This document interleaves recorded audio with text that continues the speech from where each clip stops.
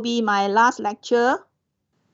And just to remind you, sorry for the mistake that I made. I mentioned that there's a test on the week 12, but somebody just informed me that actually it's week 10.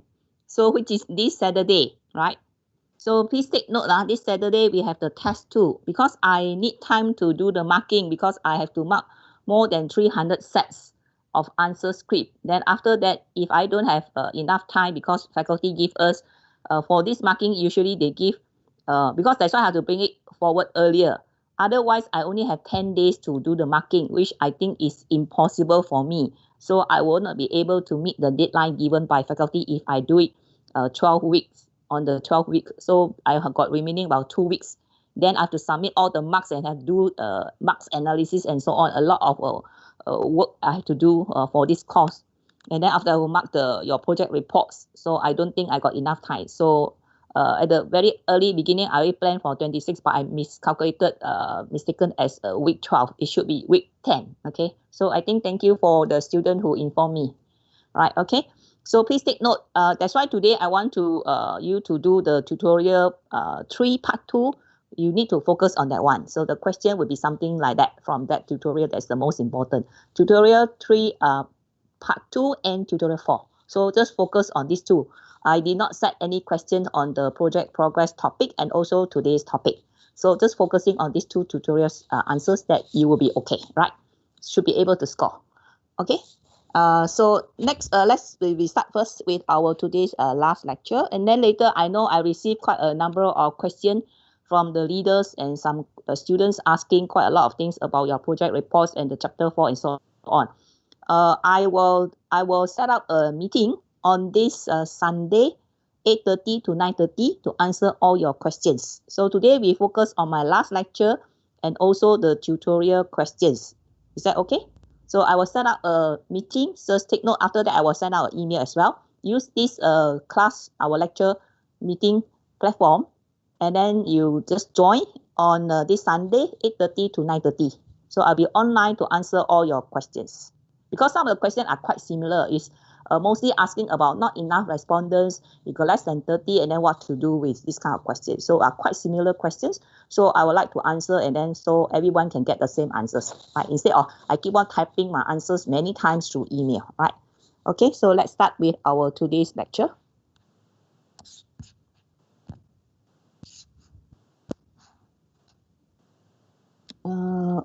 I have to get out first. My lecture note is not shown on the screen. Let me go out and then come back again.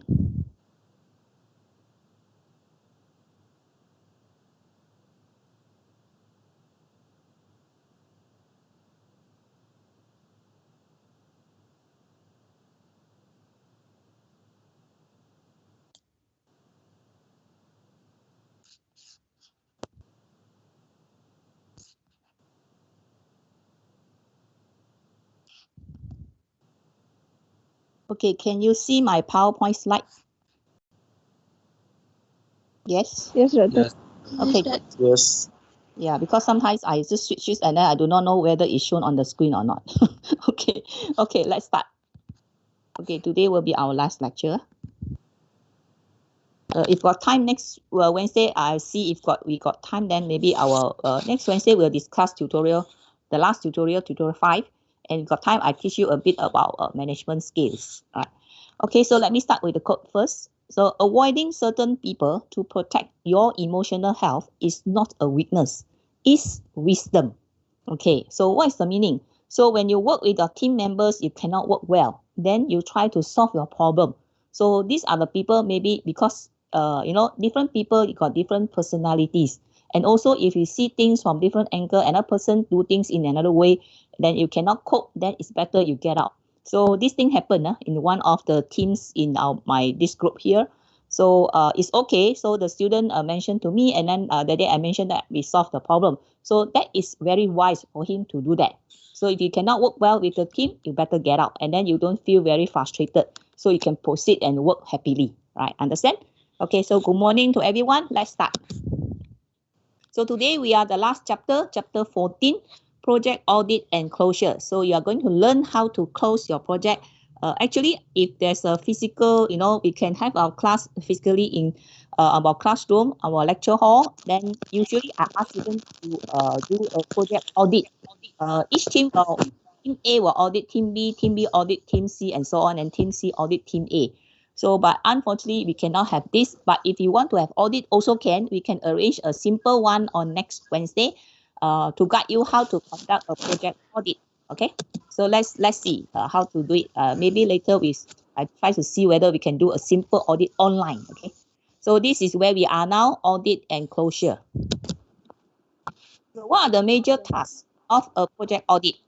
So number one, evaluate if the project delivered the expected benefits to all stakeholders. Was the project managed well? Was the customer satisfied? So that's why when you do your project, all of you need to collect 120 sets of survey feedback. But some of you are facing the problems now. So some mentioned that I only have 30, I only have 60, and so on. So in this case, if you do an audit, definitely you are not meeting the customer's needs. So definitely, if you do an audit, your project will not satisfy the customer's requirement. So you will fail this part, or your scope, you fail the scope part. So if you cannot get 120 sets, of course, in project management, you can do negotiation skills. So you apply negotiation skills to talk to the customer. Remember that you can, you can scale down. So instead of 120, you reduce. But of course, you cannot reduce to a number which is not acceptable. If two feel that is not good, okay, something that is still reasonable, and you can still use it for data analysis. So number two, assess what was done wrong and what contributed to successes. So you also assess, so what kind of mistakes that you make that make your project cannot be completed successfully, and what are the things that you have performed that make your project that contribute to a project success. So you learn both the wrong things that you have done and the good things you have done to bring to success. Next, you identify changes to improve the delivery of future projects. So as you go along, there are some changes that you make. For example, you change the staff. See, you got the sorting of staff and next going somewhere else. So got another new staff coming in. So this thing happened, right, to one of the teams, and there are people leaving, people joining. So here you see what are the changes going on. Then in future, if you're doing this, that's what you should do. Those who are not talking, please mute your mic. Okay, next. Project audit components. So this is a review of why the project was selected. So we got so many projects. A company will not be just doing one single project at one time. They have many ongoing projects. So why you choose that project? You want to do this project and not another project. So a reassessment of the project's role in the organization's priority. So remember, you prioritize which one are most important to the company. So it's just like I got so many tasks that I have to perform. So I will prioritize according to urgency. That's why anything that is a deadline coming, then I do that one first. So like now I'm very busy with internship students, because the internship student, they are going to end their internship training 1 or 2 weeks time. So I have to conduct an online interview with the student and meeting their site supervisors. So these are my priority now. Instead of I go and do the checking of the project, I have to stop doing that. They are finishing, they are leaving the company. So they require our supervisor from faculty to go and assess their performance. By right, we have to go physically to the company, but because here they online interview, so I arrange everything. All the interns, students that under my supervision, arrange to see online discussion with site supervisor. So this is my priority. So we assess. So as I go along, I see, oh, this one is more important. Now the student leaving, so I have to do that one first. You see, so urgency first for me. I will choose based on urgency now, unless something else can overrule, which is more important. Okay. Next, a check on the organizational culture to ensure it facilitates the type of project being implemented. So you're just checking the company, what is their culture, they do things. It's just like now, what is the hot topic? It's the COVID-19. Company, they see that this is not something that is bad. It's an opportunity. So that's why many companies are moving into trying to come up with a vaccine, because now the whole world needs the vaccines. It's something which is profit making. So what is the organizing culture? Is that they are prioritized based on what is the way they do things. They will do things, say, oh, this is opportunity that can bring me a lot of profits. So the way they do things is my profit is first. Okay, so then they move into that. There are companies who see other aspects. So vaccine is one. When they deliver to other countries, they must know how to keep the vaccine so that it is not, the condition is not spoiled, because there will be weather, and then the traveling transport by plane, and then something, the weather, the temperature, and then the pressure, will it cause any damage to the vaccine during the journey sending from one country to another country, and how long it can last, how long it can keep under what kind of temperature. So people also come up, some company come up with the container, how to protect this vaccine on the way traveling to another country, when distribute from one country, distribute to another country which is far away. So how to protect the condition of this so that it is not spoiled. By the time you arrive, it's still in a good condition. So people, some companies, they see a lot of opportunities. So the way they do things is, you see, okay, this country is what, that country is do what. Sometimes the vaccine may not work for other countries. It's just like the food we eat is different from the food that the Western people. So there are different sizes.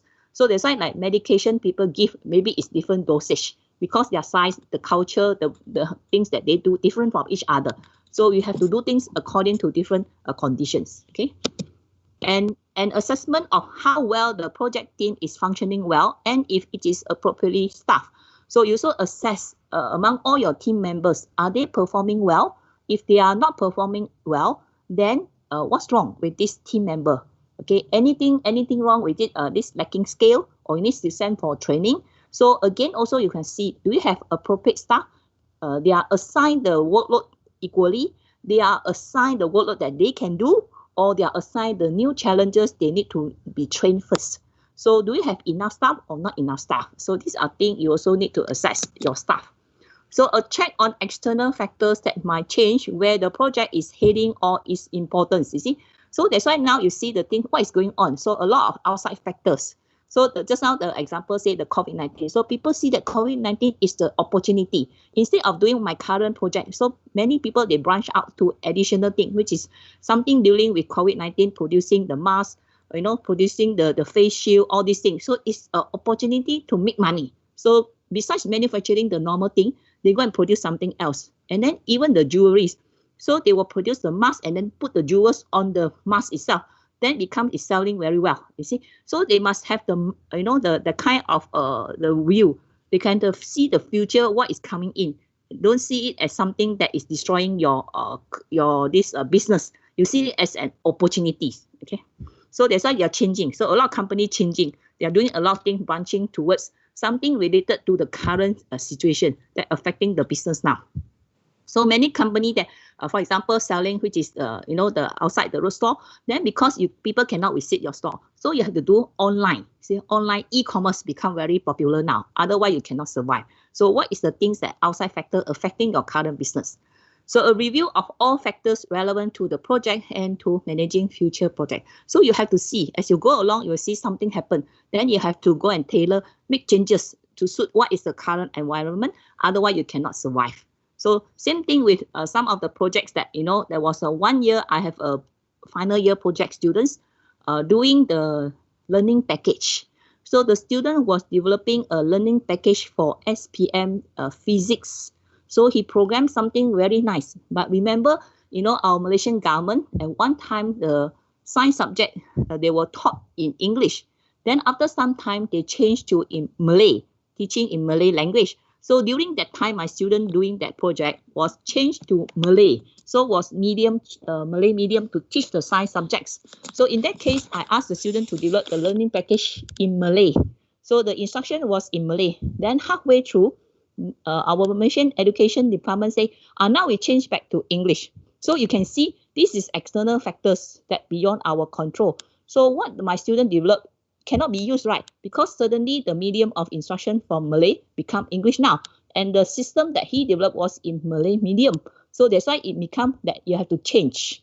So we need to review. But it happened like that. Of course, I cannot say, ask the student, okay, you stop doing the project and then you change to English, all the instructions. So he has no time to do all these things.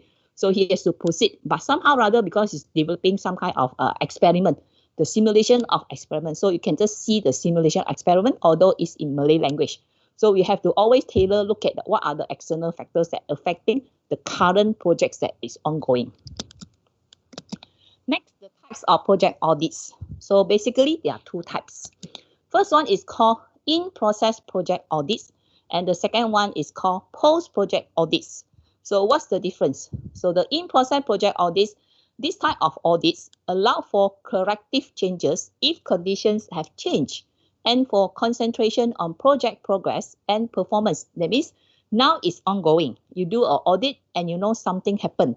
So you quickly do take some corrective actions. So you do some changes and then try to monitor your progress. So it's just like some students send email to me saying that, we cannot meet the scope. So 120, we still until today, and this is the timeline I already set, is already the deadline for data collection is already today over already, but I still cannot achieve. So you are doing an audit. So you are checking this is in process project audits. So it's still progressing, ongoing, and you found out that it's not meeting the scope or meeting the deadline. Then what do you need to do? So what are the corrective actions you must take now in order to catch up? Remember, you also learn how to catch up. And another thing is, if you cannot meet the deadline, you have to you cannot meet the scope within the deadline given, then probably you have to extend the deadline, remember? So you have to revise the project progress, that chapter, telling you if on the point of checking, you realize that your SP, CV, all both negatives, then you have to do something, and then your ending timeline will become extended. But if extended, you still can able to submit within, let's say, the semester before the deadline, that is still okay, right? So you try to extend a bit, but you try to get closer to your project scope. So this is also some kind of the in-process project audits. So the second type, which is post-project audits, you take a broader and longer-term view of the project's role in the organization and emphasize improving the management of future projects. So this is post-project, means your project completed, and you do a very thorough checking audit on the project after completed. Then you check all kinds of aspects. So this will be used, the finding will be used for future managing your future projects, which are quite similar to that project that you are working on it now. You just completed, okay? So now, next one is the factors influencing audit depth and detail. So how detailed you have to conduct this audit on your projects. So of course, one of it will be organization size. So how big is the company? The bigger the company, of course, the more thorough you have to conduct the audit. Next will be project importance. If very important, then you have to conduct very detailed project audit. Next is a project type. So what kind of project? Is it a project about marketing? Is it project about development, software development, or is it about construction? So what kind of project type? So different type of project, then you must analyze according to the type, and then how deep you have to conduct the audit itself. So how thorough is your audit? You check what kind of aspect. So varies according to type of project. Next is the project risk. So of course, if the project is having high risk, your audit will be very thorough. If the project is a simple one and not very don't have a lot of risk, then you can do a simpler, not so complicated audit, okay, not so detailed. So similarly for project size, so the larger the project size, of course, the more detailed, the wider scope you have to cover for your project audit. So next, also project problems. So if you are facing some serious problem, then your audit must go into in-depth and go and analyze what is that particular, those serious problems you're facing. Then you document it, and then you take corrective action. Then find out, document this for future similar projects. You try to avoid these problems from happening. Okay. So next, conducting a project audit. So how to conduct a project audit? So basically, there are 3 steps. Step 1, initiation and staffing. So you start the audit and you have to assign staff. So step 2, data collection and analysis. So after you got the auditor go and do the audit, and then the auditor will collect the data and then analyze and report. After that, analyze whatever the thing that you audited. Then step 3, you do the reporting. Okay, so these basically are the 3 steps of a project audit. So let's look at the first one. Characteristics of the audit leader. That's the first one, starting of this. So number 1, so no direct involvement or direct interest in the project. That means here audit leader means the lead auditor, the audit team, the leader of the audit team. So in the audit team, it's not one person. So usually it's more than one. It's a group of people, at least 3. There are 3 people in the audit teams. So usually one of them will be the leader. It's just like your project team. you must have a leader. Otherwise, everyone waiting for each other to start the work. So I'm waiting for you, you're waiting for me. Do not know who will be the leader to lead the project. So same thing with audit. You must have a leader in the audit team. So this leader here, or even other auditors, you cannot be involved in the project that you're auditing. So if you are part of the team members, then you cannot be the auditor or your leader of the audit team. You cannot be involved at all. Then you become biased in your audit. So number 2, respect, perceived as impartial and fair of senior management and other project stakeholders. So that means when you do audit, you should be fair to every aspect that you investigate. It doesn't matter whether you know the senior management, you're close to them, or you do not know them, and also the project stakeholders. So you should be looking at the benefits of all parties. Okay, not saying that, oh, I know this person, then I must write about something, audit about, report something about about this project. No. I got something that I disagree, some conflict with this particular senior management. So I'll write something about bad, write about some bad audit report. I also cannot do that. You should be very impartial and fair, very fair in your audit process. You write accordingly, report accordingly what's happening to the project. Then next, willingness to listen. When you do audit, usually you will interview people involved in the project team. So it could be the engineers, the designer, if the software developer, you have to interview all the parties concerned, and then they will explain to you. Then you ask questions, and then they will answer. When they answer, you listen first. You do not interrupt. After finish listening, then you do the reporting. During the reporting, it's just like we always have audit. I can tell you my experience. I was audited once. So one day they were having the audit in our faculty, and the auditor came to my room with one of our faculty staff. They knocked at my door, and they just standing outside my office and asked me a question. So they asked me, how do you keep your exam answer script, the final exam answer script? So long time ago, the process was, after we finish marking, the students' answer script, the booklets. So we will keep all these booklets in our office, in our room. But I cannot just simply leave it in my room like that, because it's considered confidential, because it's marks, students' marks is important. So usually after finish marking and all the marks, I will keep all this in my cabinet, and then I will lock it. So it's in my office. Then after the auditor knowing that this is the process that I'm doing, so when they do reporting, they are not just pointing at me, say this so and so do this. No, they don't report like that. They just say the process. They don't mention my name. They just say that the lecturer, after finish marking, they will keep the answer scripts in a cabinet in their office. Then after that, they make a report, say this kind of process is not appropriate. But they are not pinpoint at me saying that this particular lecturer is not doing the right thing. No, they're just saying the process is not appropriate. It should be, after we finish marking, all the answer script should be returned to the faculty. And faculty should keep it in a safe place, in a cabinet in the office, but not in the lecturer's office. It should be in the faculty's office.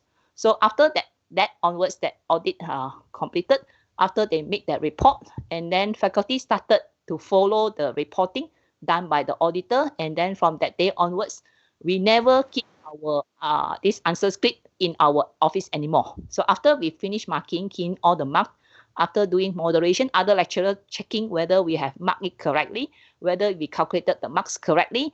Then after finish all the moderation process, we will submit all the answer script to our faculty. So faculty will keep all the answer script.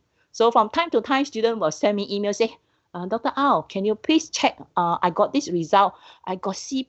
Can you please look at my answer script again and see whether can you review and then check whether I can get better marks?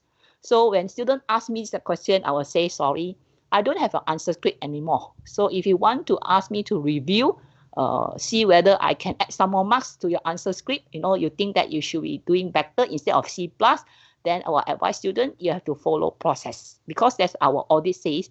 We cannot keep it and simply change the marks. So I'll ask students, you go and make and submit and you ask for review of your answer script. If you think that you should score better, instead of C+, you think you should be getting a B instead of C+, you have to, I think, pay a small fee and ask the faculty to reassess your answer script. But I don't have an answer script. Then your appeal will send to the of course, the section, exam section, and then exam section will send down to faculty, and faculty will take out your answer script, and then faculty will appoint.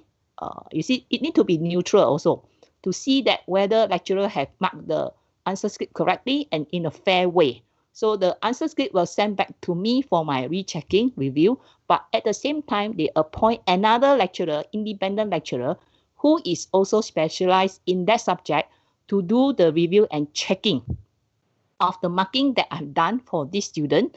So that means the lecturer will reassess again, and another lecturer who is not teaching the course will also do the reassessment to confirm that my marking is fair to the student and whether there should be adding marks or, of course, in this case, if I give more marks and the other neutral person say that the marks should be lesser, but faculty meeting usually is they will stay. So, I have encountered this 2 times. So there was two students appeal for my course marking. And you know what happened? So both neutral lecturers for both courses that happened to me, I think a few years back, and the lecturers both saying that I have given more marks than the student deserve. So during meeting, of course, say, should we minus the student mark instead of adding more marks? Then, of course, faculty say no, just stay with the marks that I give. So just want to let you know, any marks I give to student is more than you deserve. Okay, you understand? So I never give less marks to student. I usually give more marks than what you deserve. So most of you should be able to do well in all the courses that I'm teaching. None of the students can get more marks than what you're getting. Once you get the grade, that means the marks you get is actually more than you deserve one. Okay, so there's no point. I always tell students, no point for you to appeal because I know you will not be successful. So no point to waste your money because I always give you more marks than you deserve. That's my point here. Okay, so all the students never successful so far. Okay, next, you have to have independence and authority to report audit results without fear of recriminations from special interests. So this is the point. So the auditor cannot say, because this somebody is somebody who has power, got authority. So if something happened to that project and this person is the project leader or who is the senior manager in charge of this project, you don't have to afraid of reporting what is going wrong, what has gone wrong inside the project. There's some problems, some issues. You need to report. Just report it. You don't have to bother about who that person is. I also can share with you one incident. I think the previous dean asked me to do something. I go against her because she was asking me to do something which I don't think is correct. So I still refuse to do what she instructed me to do. So the dean asked my head of department to keep on telling me, you do this. So I say to them that this is not right. I'm not going to do it. So that's why I don't have to afraid who you are, even though you are my top management, you are my senior or what. But if I see that this is not the right thing to do, I will just say to them that I'm not going to do it because this is wrong. So I don't have to afraid who you are. If you think that this is wrong, it is very true, it is wrong, then no need to do. But if the management want to force you, they can't do anything to you because you are on the right side. So they can't do anything, they cannot take any action. If you are right, means you are right. But if you say afraid of them because they got power, authority, you just follow. I say to myself, if I do it, I will be feeling very guilty. And for the rest of my life, I cannot feel happy. So I'm not going to do it. I don't care who you are. I know this is wrong, so I don't want to follow instruction. So I'm the person who is there to speak out. So a lot of students during my time as a head of department always come and ask help from me. So that's why I told you the student who got, that made a mistake in the final exam. That time I was no more the head of department. When they asked me that time, I said I can't help you much unless I'm in the management. Then I can help you. I can tell you another incident that happened now. There's a new student, first year student now. She just joined the first year course. And she has hard time. She cannot catch up. She tried to study. She's from software engineering department because I happen to be now the academic advisor. So she wrote an email to me just after 1 week after this semester started. She sent an email to me saying that she is having problem. The problem is she has joined this computer science software engineering department. By joining this course, she dislikes the course at all. She finds that she is very suffer. She's having stress now, she told me. So I immediately advised her, you send in an appeal letter. So she sent in with my help. She sent but I told her that you will not be successful because there's a process in the appeal. So because I was in the management before, I know what is the process of appeal and then what kind of condition only you can get out from the faculty if you don't like this course and change to another faculty or another department. So she wanted to go to pharmacy. But unfortunately, pharmacy is a course that you cannot simply join. You need to go through an interview first, then only can allow to join. So she told me she put that in one of her choices. So I say, you just tell what are the reasons. So I help her with the appeal letter, but unfortunately, she just sent back an email a few days ago that the appeal was not successful. I mentioned to her that probably you won't get it because there's a process of appeal is if anyone who joined the first year student joined the course and you don't like the course, you want to get out and go to change faculty, you have to wait until second semester. So the process is they want you to study the course first, even though you dislike the course, after one semester and see how you perform. If you perform very bad, really badly, you fail all the courses, then you appeal to get out from the faculty. So that's what I told her. I say, probably you won't get it because that was my experience during my management as a head of department of SE. So truly enough that she received this result, the faculty saying that you cannot appeal now. This is your first semester. You can only appeal after one semester, that is during your second semester, and then based on what kind of result you get from your first semester. And then furthermore, they mentioned that this pharmacy is a course that requires interview. So you're not allowed to change another program which requires interview before you can join. So I told her that immediately. She asked me, she can ask for arrange an interview. I said no. That means the appeal say that the result says that you cannot change the pharmacy now. No choice for pharmacy. You have to choose another faculty, but without having an interview, then only can change. But reappeal in your second semester. Then she says she'll wait and then see what happens after this semester. Then my another advice is if you want to get out, you have to show that you have no interest, you cannot cope. So I advise her, don't do so well in your first semester. If you do very well, faculty also cannot release you. Faculty, you see that this is a good student, can do very well in the course, they don't let you go out from the faculty, you understand? So if one of you feel that, okay, I want to get out from this faculty, then the only way I advise this student, you don't show your performance. You have to show you are not so good, okay? So you got a C, C, D, D, E, E, or something like that, or some F. Then faculty say, okay, this student really cannot cope with the program, then we have to release her. You see, if she keep on staying, then she will put under observation. That is also a problem to our faculty. Then faculty cannot meet the key performance index. Faculty has a KPI. So they have KPI, for example, our faculty cannot have certain number of students under observation. So it will jeopardize our KPI, then faculty will release the student. You see, so you must know how to arrange, you must manage your study so that your goal is to get out. So how to do that? So you have to do something. Right? So that's what I advised her recently, how to do things. That's why I also occupied by this student. I've been replying to her email on and off to help her to get out from this faculty. So now no choice. She had to wait until next semester.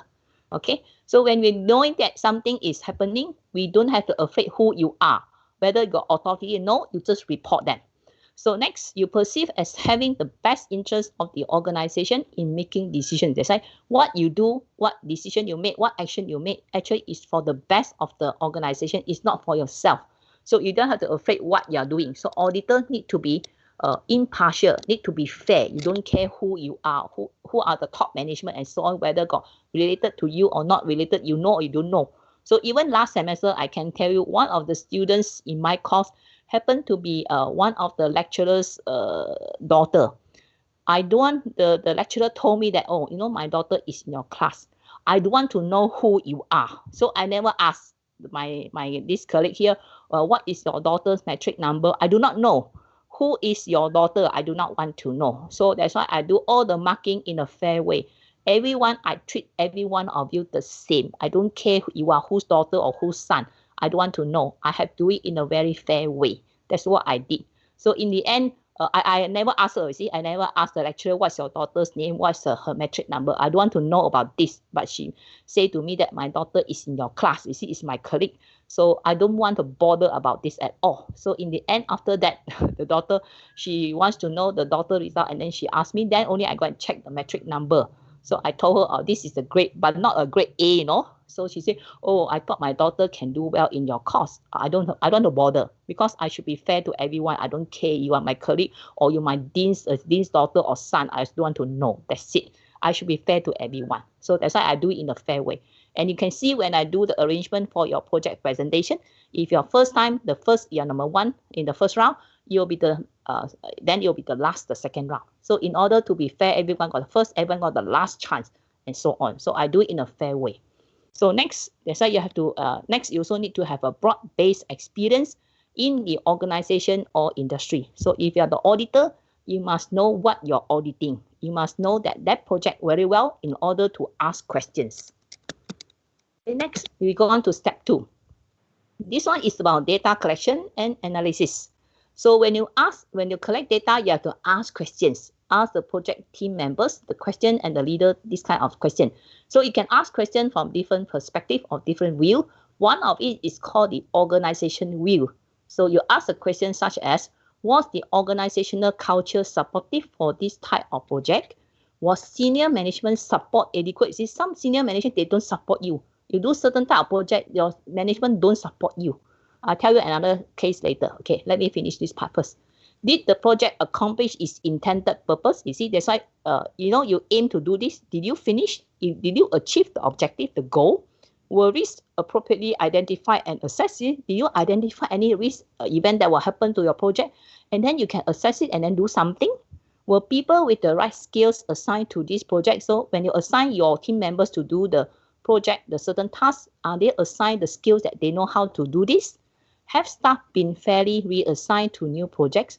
So once they have finished, then they will assign to new projects. So every staff, they have to assign the new projects fairly, in a fair way. Not say, I give you a very simple one, nothing to learn or no progress at all. So things like that. Okay, next, what does evaluation from contractors suggest if you have outsiders, okay? There are some partners or contractors, subcontract. So what about, you also ask comments from the contractor. What did they say about your project? Okay, will the project start up and hand off successfully? How you started up the project, how you deliver and then sign off? Is the customer satisfied? You always have to ask, customer satisfied with what you have done for them or not? With your product, with your delivery, yes or no? So you need to take note of this kind of question when you do the audit from the organization view. So some of these questions you'll be repeating for the other two types of view. Okay, now I come back to this senior management support. The senior management support is very important. There was 1 year I wanted to do a project which is called recycle. I want to make the, if you do notice, our faculty got a lot of monkeys. So the monkey always make our faculty very dirty. If you are the first, you have to come into faculty early in the morning, you can see it's very, very dirty, the whole faculty. So monkey will eat a lot of things and then they topple the dustbin and then you can see everywhere, everywhere. The whole building of block A, block B, very dirty. So when I seen this, then that time I was appointed as the ISO manager. So I say to the management, but the dean was not supportive. So I say I'd like to do something recycle for the faculty. That means I want to start putting all the recycle bins. That means students or lecturer, whoever, you must put your paper according to the paper dustbin. You put the, the container, the mineral aluminum can in another container. So we put this, I want to do this. But the dean was not supportive. He say, you want to do this? Who are you going to follow your instruction? So he straight away rejected my proposal. So my project was killed immediately. No chance to start this recycle project for the faculty. Then after that, some years later, then we changed the dean. And then we have another new dean. So I told this dean about this recycle project. So he was supportive. So agreed to support me. So I started with the project and do all the planning, everything. And it turned out to be very successful. So the beginning, you know, it was very dirty. So after I started this recycle project, and then we have all the dustbin labeled correctly, and then I put up all notices, ask students to follow instructions. So of course, it's for the new starting, it usually is quite tough. Students, some may not want to follow. So after some time, they pick up the culture, you see. That means I say this is our budaya, you see. We should do recycle. Because I was trained, I was in Tokyo. Then I saw when I was in Tokyo, when the first day I entered the training center, you know what they put there? We have to do recycle. The trainer there, you know, the management there immediately say to all of us, the trainees from all the developing countries. So they want instruction. The first thing they say to us was, you are now in Tokyo, you're now in Japan, you're not in your own country. Tokyo, we apply recycle. We have the culture recycle. You must come in and do follow our culture here. If you don't do recycle, you will be punished. You will be fined. So that's why the moment we enter into the training room, everything, all this company, we can see Tokyo is very clean. So that's why you can, so from there, I learned that the recycle is very important. So in every offices they label all the dustbin correctly and everyone follow instruction. So I realized that Tokyo is a very clean, and not only clean, but a very safe country. You walk along the road street at night or whatever time, nobody is going to rob you. So that's why I love Tokyo very much. Okay, next. So that's what I learned. I come back, I apply in our faculty, and it was very successful. So the cleaners were so happy. You know, they say, you know, always telling me I was an IS manager. They said, you know, they call me Kaka. I say, Kaka, I have to clean the building so tired. One person, I clean the whole building. And after you implemented this, you know, they were sitting on the chair shaking legs. They're just collecting the dustbin, all the dust, and the faculty was so clean after some time. And then they take all the paper, go and sell, and somehow they make money. So they were so happy with that. Then they were so thankful to me. So I was very happy that time my project successful. But now I can see it's not successful because our top management go and change. So that time when I do this, implemented this recycle project, I asked them to buy the big one, the big dustbin. So the monkey cannot topple the dustbin, but now they go and change to the small one, so the monkey can topple the dustbin. Then the faculty, although they implementing recycle, but it's not successful at all. So of course, I cannot say anything because I'm not the ISO manager. I'm not in the management now. Okay, right. So that's why you can see you need the management support if you want to do anything. Otherwise, it cannot be successful one. Next, just now that one is organizational view. So now you look at ask questions from the point of project team view. So you can see some of the questions they are repeated. So were the stakeholders identified and included in the planning? Were interfaces with stakeholders effective? Because it's project team, you have to deal with the stakeholder, interview them, and so on. So you have to communication with them. So your communication plan, is it effective or not? Did the project conform to plan for budget and schedule? Because in terms of team, then you got some other question you need to ask. Next question is a similar one. Were people with the right skill set assigned to this project? Have staff been fairly assigned to new project? So you can see these are questions that you ask in organization view, but you also ask in the project team view. So did the team have adequate resources? Because the team, do you have enough resources for you to carry out the project? Were there resource conflicts? Because maybe this person needed here and also needed another place. Was the team managed well? So any conflict, any quarrel among the team members? What does evaluation from contractors suggest? So this one is the same question. So next, you also ask the perspective from project process view, how you carry out the process. So were the project objectives, this you must ask, the project objectives, strategic intent of the project clearly and explicitly communicated? Everyone knows what's the project objective. Everyone knows what's the strategic plan. Were the objective and strategy in alignment? So is it aligned so that you achieve the objective you set? Were the stakeholder identified, included in the planning? You see some of these are repeated. So this one is in terms of project process view. Okay, so you can see process got more questions. Okay, the others are quite less questions for the other project team view and also organization view. So you can go through this. So during the project audit, so these are questions that guide you what to ask during the audit process from the 3 different views. Okay, next we come to step number 3, which is reporting. So audit report content outlines. The content of the report, just like your project report, I give you the outline, chapter 1, chapter 2, and so on. So in this audit report, first, you must have the classification of project. So what kind of project is this? Project type, is it development type of project? Is it marketing project? Is it construction project, etc.? What type of project? Next, you also mention what size is this project in terms of monetary. So how much is this project? How much investment for this project you are carrying out? Next is the staffing. How many staff involved in this project? Number of staff. Next thing you have to report in your this project report, audit report will be technology level. So this project involves low technology, medium technology, high technology, something very new technology.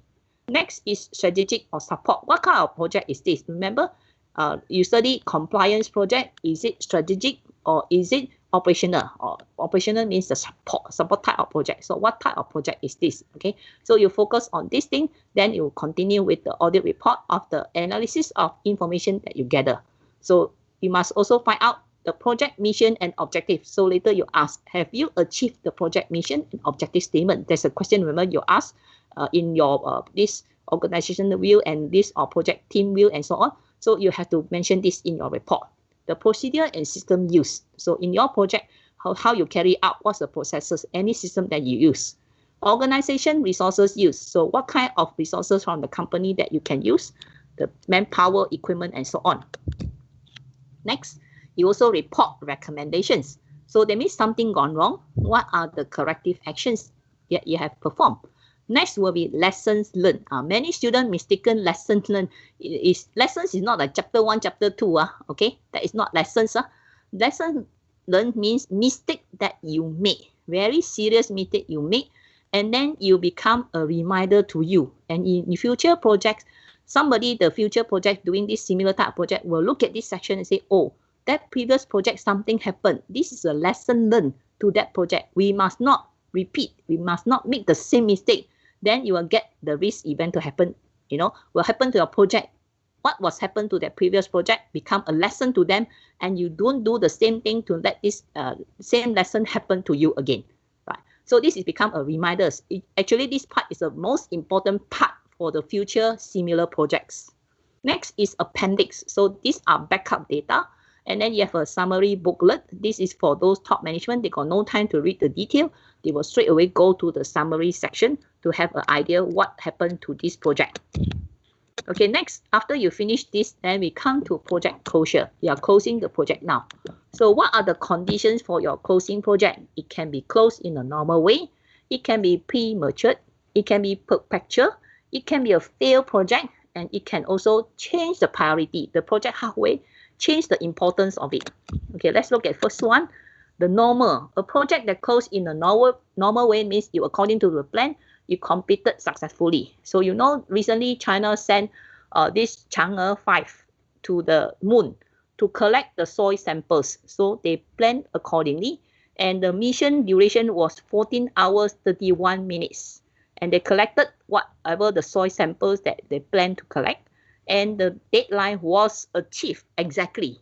And the thing, this Chang'e 5 came back, landing date exactly according to the plan. So this one was completed successfully. So this one is a successful example of this normal closure of the project. So they planned what the mission, the objective, they achieved, they come back and according to what they planned. So completed according to the plan duration, okay, and collected everything. So all the objectives, whatever things that they want to do, completed successfully. So this is a normal closure of a project. Next, this is pre-matured. So I have a YouTube here. You can watch this YouTube. So this one is a plane, a silver plane. This silver aircraft model is in Sweden. The SAP 2000 is actually the model 340/2000. So this one was all the parties involved, the development and production of this aircraft model, expected it to be a similar sales. They want to produce this airplane, and they expect this sales will be a success as its predecessor, the previous model, and this SAP 340, but this is /2000 series. However, the production of this SAP 2000 was halted after 5 years. So it stopped after 5 years. So this became a project closure that was premature. That is, so they were producing this, then after that halfway they stopped it. So this project will close before the break-even was reached, and before they really can have the not losing any money, then this one was closed already. So this was a premature and then not a successful closure of this, right, of this kind of marketing project. So next, you have a perpetual, no ending, like keep on going. So this is one example. Of course, there's an ending date. So this one is called Sanctuary of Truth. It's in Thailand. So those of you from Thailand, I'm sure you know about this. So this is a temple in Thailand. And this project is really started since 1981. I think you also not yet born. And is scheduled to be completed in 2025. So it's about 44 years. So this building, this temple here, is an all-wood building filled with sculptures based on traditional Buddhist and Hindu motifs. So this whole building, everything is all made of wood, no metal at all. The nails also in the shape made by wood. So because I think it's somewhere near the sea there, okay. So they don't want to anything that's metal, because if anything metal, then you see, because I think it's near the sea. I think those if students from Thailand will know this better. So everything made of wood, okay. So because they got the their architecture, the motif, the design is based on their Buddhism and the Hinduism and so on. So their culture, that what they want to do and what the teaching that they want to introduce into this temple. So this project is taking about 44 years. So maybe they may extend some more, so they may expand this project. So it becomes like a project that is perpetual. Okay, no ending to this. Keep on expanding. Another one, although this is not a project, okay, this one is called the Centennial Lights. If you know, this light is already, it's never burst. It's still burning. Started in 1901, and it's still burning. This light is in the Livermore Centennial Light bulb here, in Livermore's lab here in US, San Francisco. So here, this one is started in 1901. Today, the light bulb is still on. Okay, you can watch a YouTube from here. It's already 1901 until to today, 2020, this year. It's already 119 years. So you can see this one like perpetual, no ending. Okay, longevity of this light bulb. Okay, next one, a failed project. There was a project, it's called the Choluteca Bridge, and this one is Honduras. So this one was built in Honduras. This is a very well-constructed bridge, built in contract is together with the Japanese government by the Japanese engineer in 1996. Then, in 1998, this bridge was commissioned for use, and Honduras was hit by Hurricane Mitch. There's a hurricane coming, and the whole thing, a lot of things destroyed, so which caused considerable damage to the nation and its infrastructure. Many bridges were damaged significantly and some were destroyed. But in the aftermath of this hurricane, this Choluteca Bridge was left in near perfect condition. It's not damaged. You can see the bridge is still there, but the roads on either end of the bridge had completely vanished. Okay, the road changed. It's supposed to be at the side of roads because it's supposed to be a river underneath. But the whole thing changed after the hurricane, leaving no visible trace of their prior existence. You can't see already. Earlier, you got road, but no more the road, no more there. Even more astonishing was that the river, which is over 100 meters, about 300 feet wide at the bridge, had carved itself a new this channel during the massive flooding caused by the hurricane. It changed the whole this infrastructure. It became known as the bridge to nowhere. So the bridge underneath should be water, but the whole thing changed the course. This hurricane changed the whole thing, the situation. It was an event that the competent engineers, this Japanese engineer who built the bridge, could never have predicted. And so it goes with the natural disaster and the global crisis.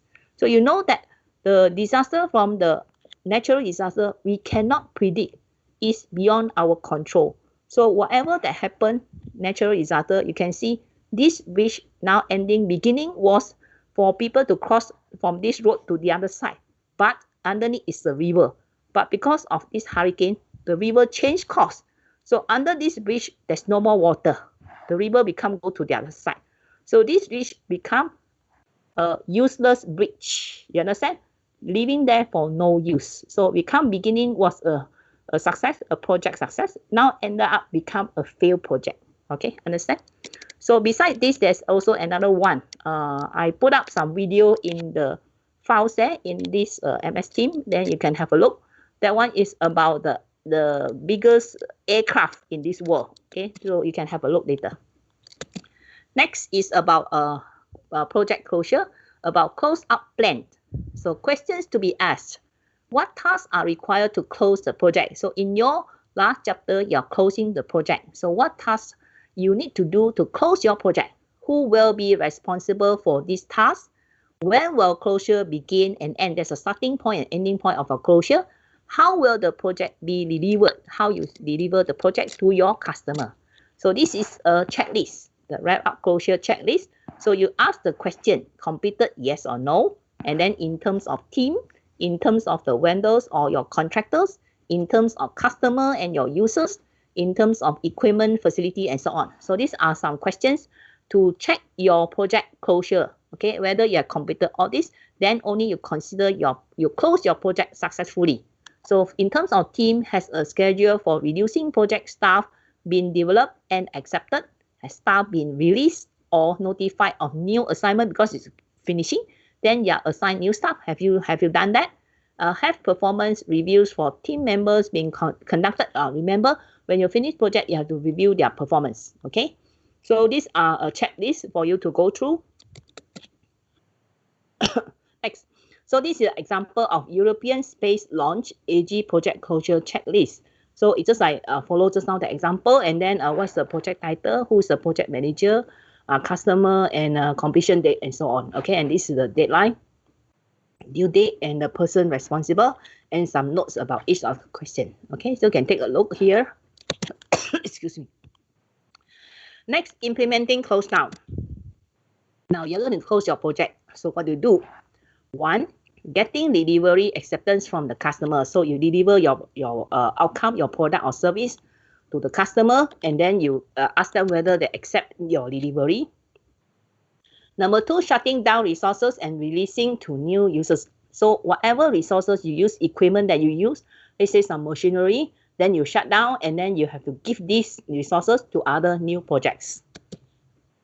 Number three, evaluating the project team. Now you have to evaluate each team member, project team members and the project manager, and reassigning project team members. So you have to, excuse me, because you finish the project already and they got no more jobs. So you have to give them the new projects. So before you do that, you assess their performance in terms of everyone and in terms of that leader, the project manager. Now, next, you also have to close accounts because you involve some cash, the money. So closing accounts and seeing all bills are paid. So any bills not yet settled, you want to close account, make sure you settle all your bills first. Next, delivering the project to the customer. So you need to sign off. You deliver the product, and there's a process to sign off, a document to say that they receive your product or receive your service, and they agree and satisfied, and then they sign off. Creating a final report. So you have to, when you close, you also produce a report to inform that your project has been closed successfully, okay, or if you completed successfully. If not, then it's failed in what way? So creating the final report. So in your report, you must have these are the sections here. Executive summary. So in this executive summary, again, as I mentioned, because the top management, they got no time to read the whole doc, the report will be very lengthy. Then they usually will look at just the executive summary section. The project goals, whether it's met or unmet. Have you achieved the project goal? Stakeholder satisfaction with project. The stakeholder, are they happy with the outcome or not? Users' reaction to quality of deliverables. So the end user who use the system, do they happy with the quality of what you deliver to them? Another section is review and analysis. So they review project mission and objective. Have you achieved? Procedures and system use. Remember, this is during the audit process. Organization resources use. Recommendations. The technical improvement, corrective actions. Lessons learned, reminders, retrospective. That means what have you done wrong and what action have been taken. Future projects can look at these lessons learned to avoid any mistake that happened to this project, and in future they try to avoid this similar serious mistake that they have made. Appendix, the backup data, critical information. So basically, you can see these are the same section as the audit report, and you make it in your project closure. Excuse me.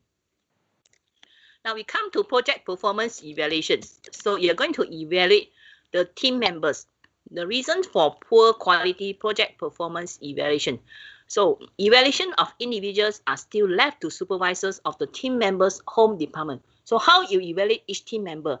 Usually, you will go to that team members, their home department. Their department will do the evaluation. Typical measures of team performance center on time, cost, and specification. So they will check the team member. This team member assigned this task. Has this team member delivered the task assigned on time within the cost given and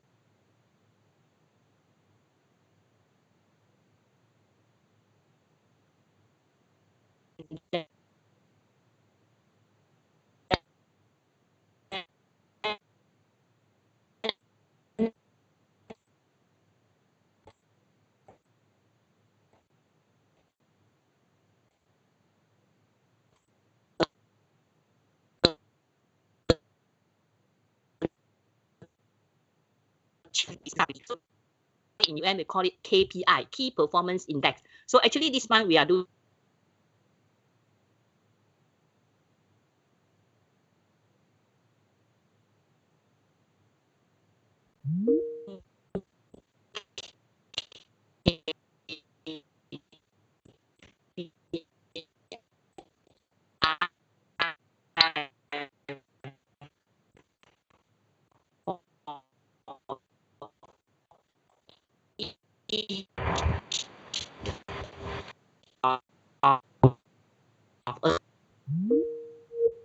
I also do that kind of job. So it's quite tedious. A lot of work. That's why my workload is very heavy. Besides that, UM can also assign other tasks. For example, I've been contacted recently. I told you that day that I was asked by the HEP about sitting in the disciplinary board.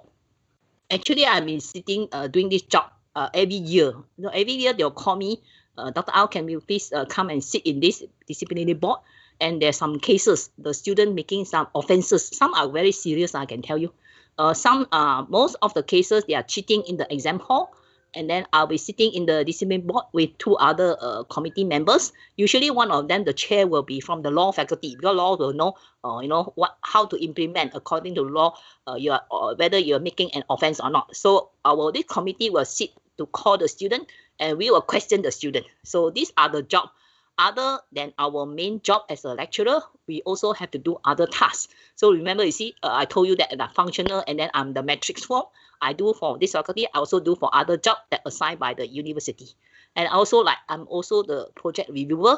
Our research unit will appoint me as a evaluator, assessor, the project assessor. So I'm working for another department to assess a proposal, research proposal, proposed by other lecturer, proposed by our department, maybe other department, and so on. I also asked to do assessor or project for other universities.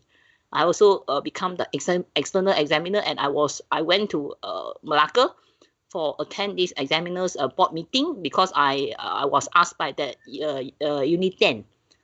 No, you are not Unit 10, it's U10, University Tenaga Malacca. So they asked me to go to Malacca to attend the exam board meeting, and I have to go there. So you can see my task is quite heavy. So a lot of workload. I have to do this, do all kind of things. So that's why I become that I will put all my tasks according to urgency, you see, because a lot of deadline I have to meet.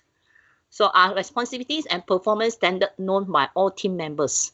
So we all have this standard. The faculty will say, okay, you must do 1 year, you must do how many projects? You must be the project leader for how many projects? Your project grant must be how much?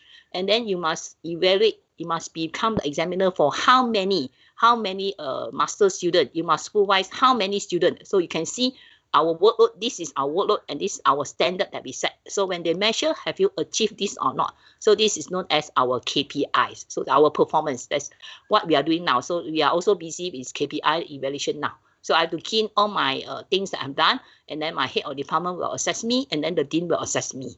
So it's quite a heavy workload actually. So all these responsible performance standards, so all of us, we know. So we all do working towards achieving this KPI that's set to us, the standards. Next are team rewards adequate, you see. So after they evaluate you, and then they will see your performance. Have you achieved certain score? So it's just like your marks. If you get a grade A, means you are 80 marks and above. If below 80 marks, and you are A minus and so on. So have we achieved this mark, our score? If achieve this, then this management believes the teams are important, so they will acknowledge your performance, and then they give reward to you. Then, for example, if you score your marks annual performance more than 90 marks, then you will get something called your excellent service. Then you'll be rewarded. So we'll get 1,000 ringgit for that excellent service for that year. And then, of course, has a standard. Once you get an excellence award for this year, you cannot get it for next year, even though you achieve 90 marks and above. So this is also a good standard, because if you same person getting 90 marks every year, and every year this person getting the 1,000 this award, and other people will not have chance, right? So because there's also the budget given for this kind of awards they give. So has a standard that if you get an award this year, next year you cannot get, even though you got 90 marks and above. They will just give you a certificate, okay, acknowledge your performance. So same thing, everything that you be assessed, there must be a standard and must be known to the staff, so that they are being assessed in what way. And from there, they can tell if you're being acknowledged, that means you're important in this project team. Is there a career path for successful project managers? So a project manager, the project manager very successful, completed the project successfully. So will this project manager be promoted to even a higher post? So is there a career path? Okay. So next, does the team have discretionary authority to manage short-term difficulties? So if within the team, they suddenly happen to encounter some kind of problems, can they make their own decision to solve the problems that encounter now, instead of need to get the approval from the top management to help them, to support them in their decision making? So do they have their own authority to do things on their own? So is there a high level of trust within the organization culture? See, so if the top management believe that I can leave it to the project leader, I can leave it to the project team to do all the work, you see. So do you have the trust or not? They are confident in you. They leave it, let you do whatever you can do. They don't interrupt. Are there criteria beyond time, cost, and specification? So anything that is beyond that is set by the top management, you have to achieve. So you need to ask this. And here will be a sample of the team evaluation and the feedback survey. Here, using the scale below, you assess each statement. So in your chapter 5, so you need to do one part is evaluate your team members. So you can ask questions something like this. The team share a sense of common purpose, and each member was willing to work toward achieving project objectives. So your team members supportive or not? Are they working towards what you set in your objective statement, your post? So the team members, they do it or not? Disagree is 1. Then agree is 0.5. So you can set 1 to 5, or you can set 1 to 10, up to you. Okay. Next, number 2, respect was shown for other points of view. Differences of opinion were encouraged and freely expressed. So your team members do this or not? So again, you ask this question. Number 3, all interaction among team members occurred in a comfortable, supportive atmosphere. That means your team members work very well. Okay. Any question, any issues, they can discuss and then compromise. They don't go and come out with some quarrel. Then you can rate this according to scale 1 to 5 again. So of course, you can do more than 3 questions, not just these 3 questions. These are examples of the sample team evaluation. Of course, you can also ask whether the team members deliver the task on time, whether the task they deliver is up to the standard that you set, and so on. Okay, another one is about the project performance evaluation. Just now is in terms of the team, the whole team. Now it's individual, one by one, each team member. So responsibility for assessing performance. Who will assess the team member? The functional organization or functional metrics then will be the individual's area management. So if I am under SE department, that means the head of the SE department will evaluate me. Okay, so that's a functional. So if it is matrix form, then the project manager and the area manager jointly evaluate an individual's performance. Remember, balance matrix means both parties, the project manager and your functional manager, both of them will evaluate your performance. So, but if it is project matrix, then project matrix and project organization, then the project manager is responsible for appraising the individual's performance. So in terms of project, that is the project manager to do the assessment. So for functional one, the area manager may solicit the project manager's opinion of the individual performance on a specific project. So if I'm from SC department and then I'm also involved in other project, then my SC department, head of department will assess me, but at the same time will consult my project leader to find out how's my performance in that particular project that I'm involved in. Although basically I will assess by the SE department, the head of the department. So that is a functional organization or functional matrix form. There's another approach called the multi-rater appraiser, or they know it as 360-degree feedback. So this involves soliciting feedback concerning team members' performance from all the people their work affects. Anyone related to you, they will evaluate you. So that's called 360-degree. This includes project managers, area managers, the peers, the subordinates, and even the customer. So that means you must get the comments, feedback, evaluation from all the parties that related to you in that project. So this approach in there was implemented once. It was not successful.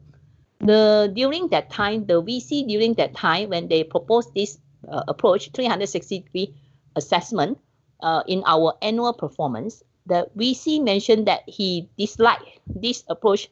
He mentioned that if you are applying 360-degree feedback, that means whatever things I do, any subordinate lower level than his level, the top management, also can evaluate him.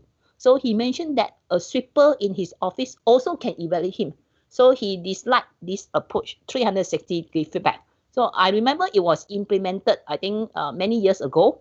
I think it was implemented about 1 or 2 years. Then after that, this approach was, they just removed this approach. They say this is not a good one. So don't want this appraisal system. They remove it and then they change it to our KPI, Key Performance Index. Next, conducting performance reviews. So begin by asking the individual to evaluate his or her own performance. So if you want to do the individual assessment, you ask the staff themselves to evaluate themselves first. You ask your staff, you go and tell me about your own performance. Then you avoid drawing comparisons with other team members. You don't compare, your performance, you and B and C, you are not so good. So you don't compare this person with another person. So rather, assess the individual in terms of established standards and expectations. So you set according to standard. You don't go and compare this A with B or C or D. You just say according to standard, you achieve what. According to what expectation? It's just like our KPI. So according to our KPI, you should achieve this number of publication. You should have the principal investigator for 2 projects. You should examine at least you become the reviewer for 1 conference, journal papers and so on.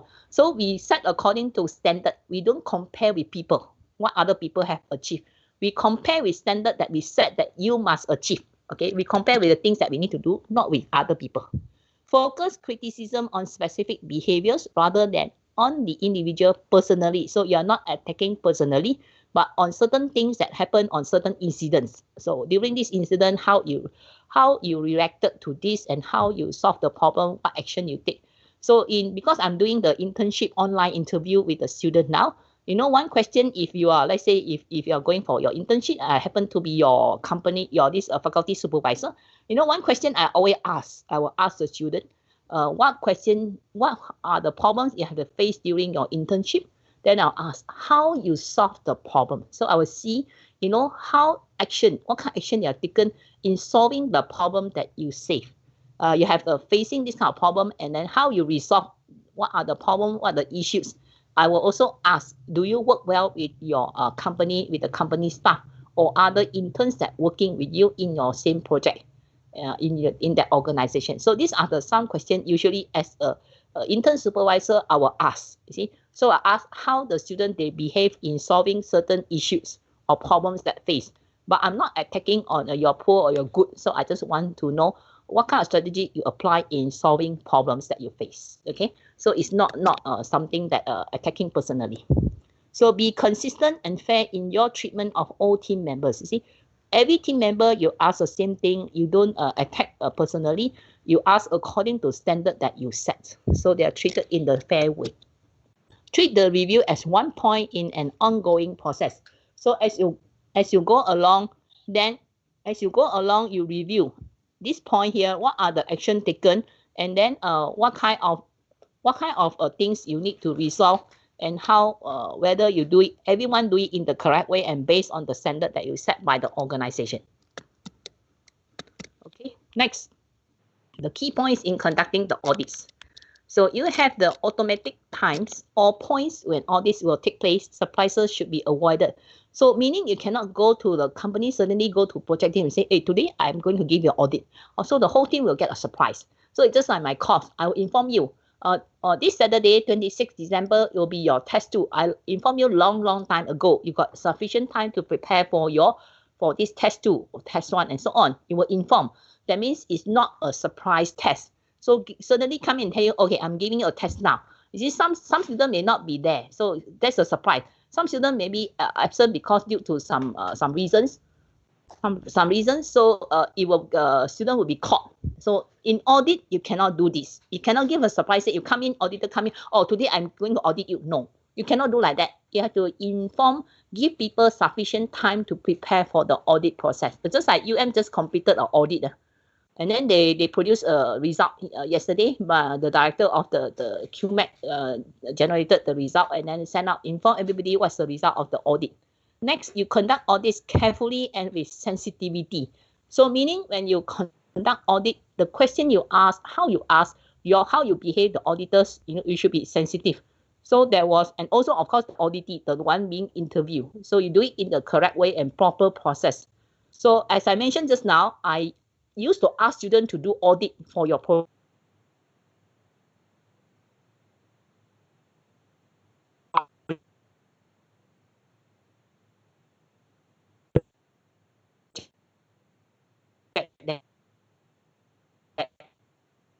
You are doing.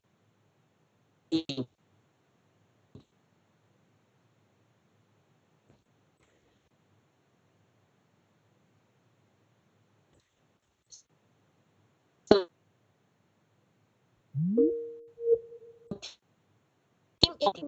question, the auditors, because they're all Malay students, the auditees were asking the auditee a question, and the auditee do not know what to answer first. So they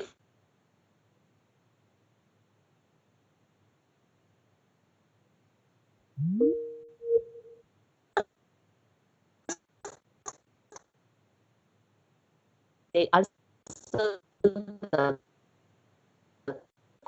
question after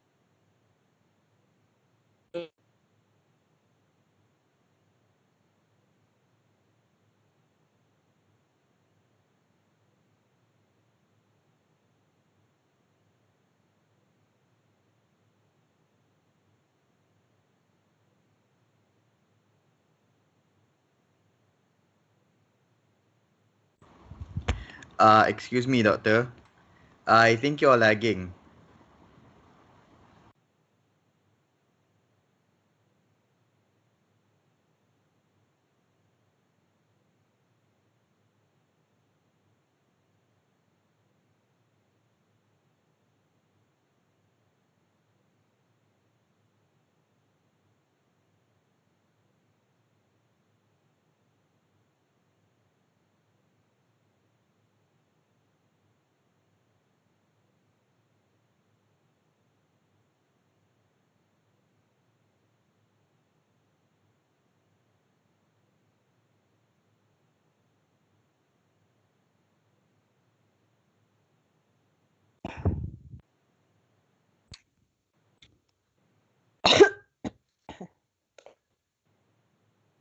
suddenly just my disconnected.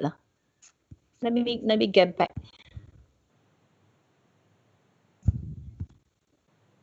Can you see my slide? Yes, doctor. Yeah, Yes, sorry. doctor. I don't know what happened, just disconnected like that. Okay. So next, the culture is the organization must support the audit. In UN, there was one time, I think there was one of VC not very keen of this audit, the ISO thing. So if the top management don't like it, then it won't be so successful. So the top management, they must support. They say this is audit ongoing. If something is for the benefits of the organization, they support this thing, then they will do it. If not, then they are not supportive, then become not a success. Next, project closure should be planned and orderly. See, that's why when you come to project closure, you also must do planning, how to close it, and then you follow the checklist. Certain core conditions must be in place to support team and individual evaluation, you see. So what are things that is certain things, how you should set up this condition, what you must do. So as I mentioned just now, we are now doing the KPI evaluation now. So I haven't keyed in my performance thing, no, because there's deadline given. I have to follow all the conditions set. You must do this, and then there's a process flow. So we follow all this in order to do our annual performance. The performance, there's a duration starting and the ending, and by our personnel, the individual staff, to key in their performance records. And after that, there's a date from certain date, starting date until ending date for my head of department to assess me. Then after that, by the dean, you know, the higher level to assess. There's 2 levels of assessment. So there are certain things that conditions or the steps or processes we have to follow in our individual evaluation process. So next, you conduct individual and team evaluations separately from pay or merit reviews. So individual is individual, team will be team. You cannot join the two together, because the individual with the individual performance, if the person is deserved to get a reward, you know, some kind of incentive or bonuses, will be different from the team performance. Team will be team.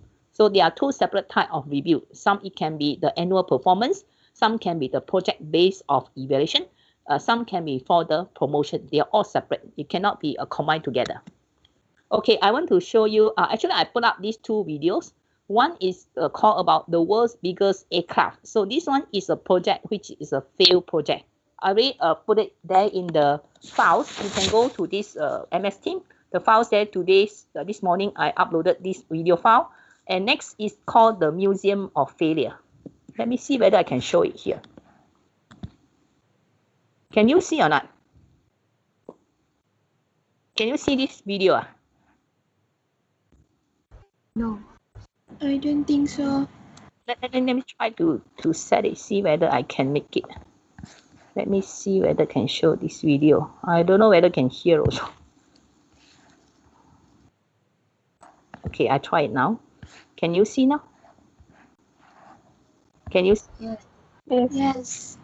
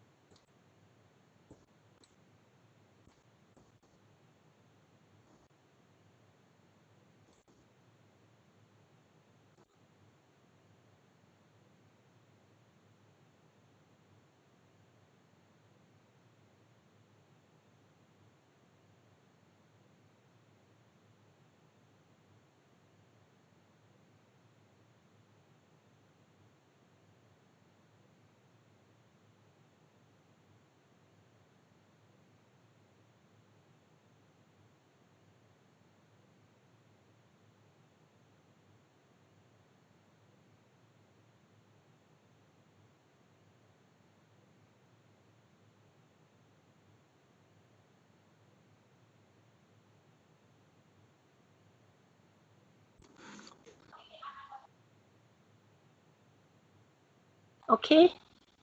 Okay, finish the can watch the story about the Museum of Failure. So this one is showing all the projects that fail. Okay, any questions? I think that's all for this lecture here. Sorry for a bit of interrupt because there was a call coming in. Okay, all right. So these are the key terms here. Any question for this topic here?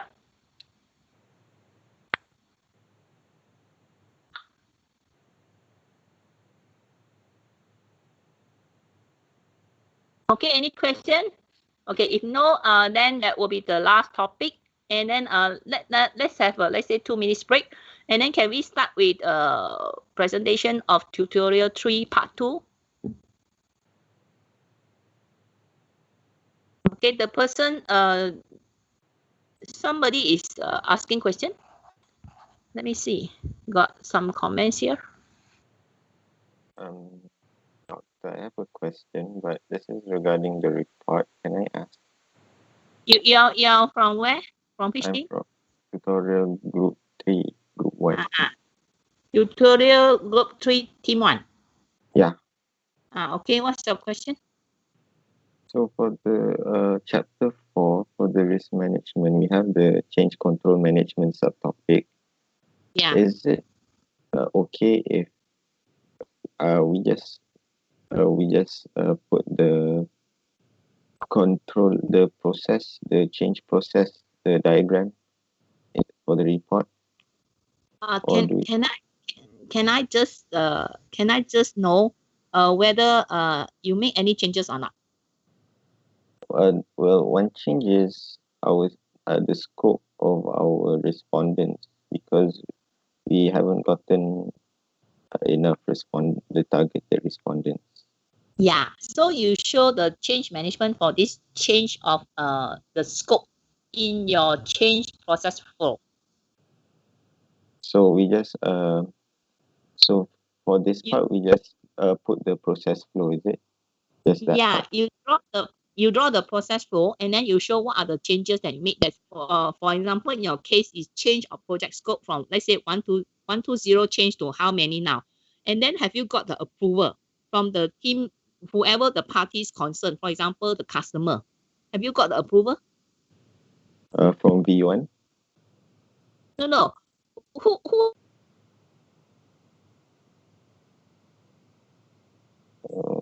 I can't hear your voice, doctor. You're lagging, doctor. I can't hear you.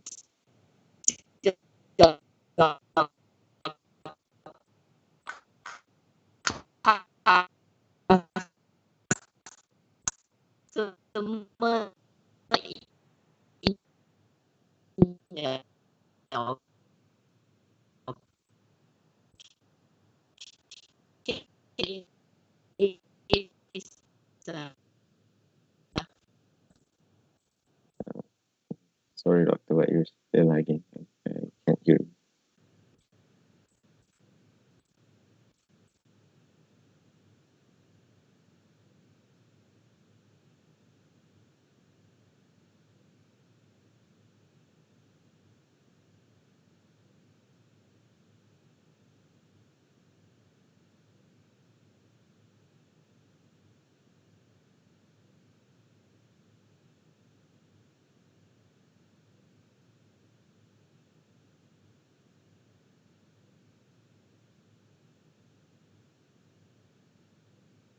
You can just a minute, I come back. It's all right. So I have to know who is the customer. Can you hear me? Yeah, now I can hear you. Maybe just now the internet connection or something wrong. Okay. So who is your customer in your project now? The customer. Yeah. You have to deliver the project to who? Since we're doing the HOTS assessment, our customer should be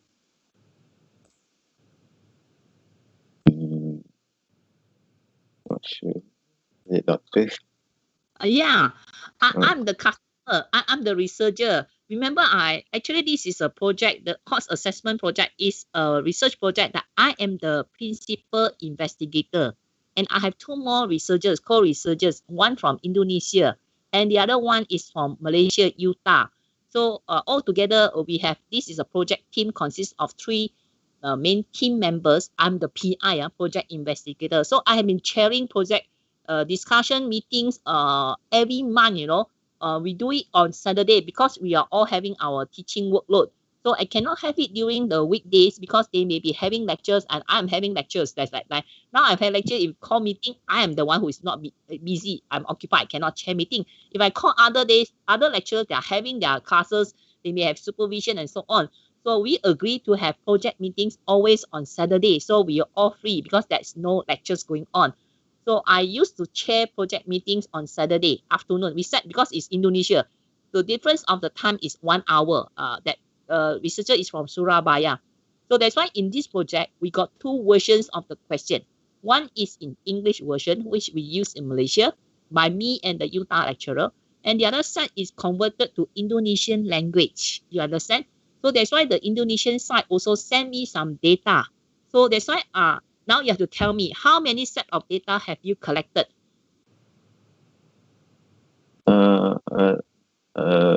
16, only 16 so far. 16, 16. Yeah, 16 only. 16 is very, very few, right? Right. Okay. So, what are the faculties or departments that you have chosen? We have chosen 5 departments, if I'm not mistaken. Okay. So you can see this is a problem, very serious problem that you face now. Your data collection, the duration, is it over already? Yeah, it's over already. But it only lasted, we put in the work description is for only 2 weeks. Yeah, only 2 weeks. You see, that data collection for 2 weeks is too short. Okay, definitely it's too short. So can I ask other teams? You are TG3, T1, right? Just now you mentioned? Yeah. Okay. Can I know the number of respondents from TG3, T2? How many have you collected, the leader?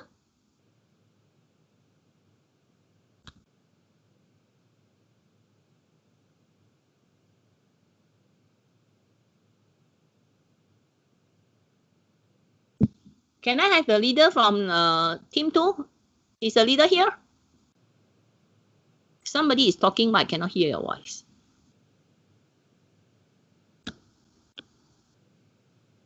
The leader from team 2, where are you?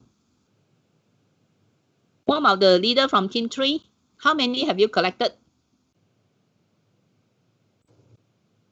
Doctor, I'm from TG3, T4. How many have you? You are the one who sent me the email. You collected Yes. 39, right? Yes, correct. Until today, also 39. No change. Yes. No. Okay. Okay. The TG T2 not here. You are T4, right? Okay. Can I have the T5 leader? TG3 T5. How many have you collected? How many sets? T5. Team 5. Are you here? I cannot hear your voice. Your voice could be mute, is it? The leader wrote in the chat. Why you cannot have voice? 70 plus. Okay. What about T6? TG3 T6. 137. Okay. This one achieve. Can you tell why you can achieve, why the others cannot achieve? I'm not sure. You know for what reason? Because I know you have chosen our faculty, right? Yeah. I have helped in this case here, but that's why you need to be smart, the leaders. The moment when I ask you to choose faculty, you see other teams. I cannot have a check with other teams, the one doing survey also. TG2, T1, how many have you collected?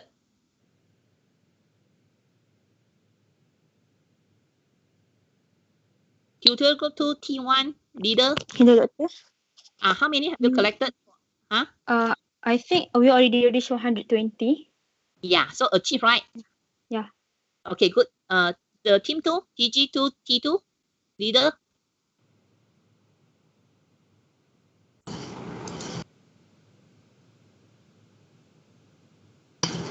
Hello, Doctor.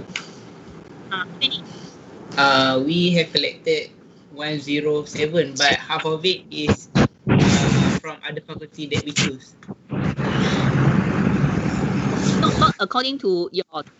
Yes. Is it okay or not? Okay, doesn't matter. It's okay. It's okay.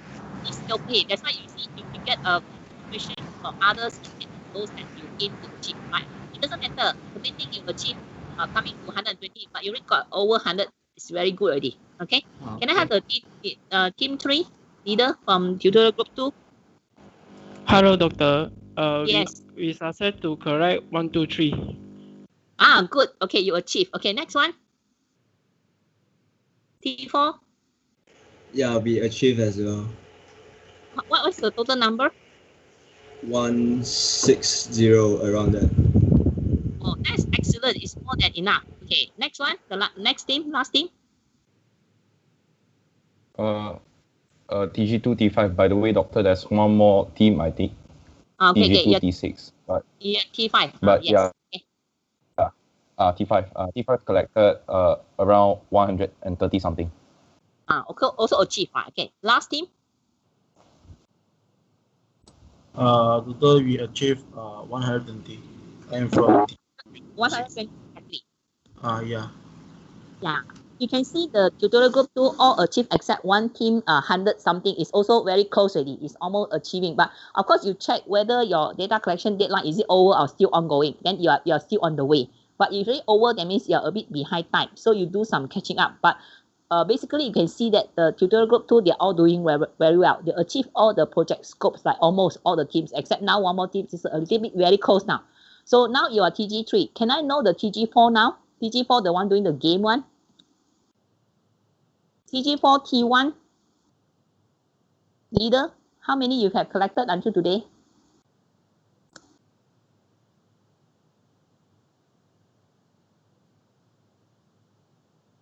Where are you, team leader?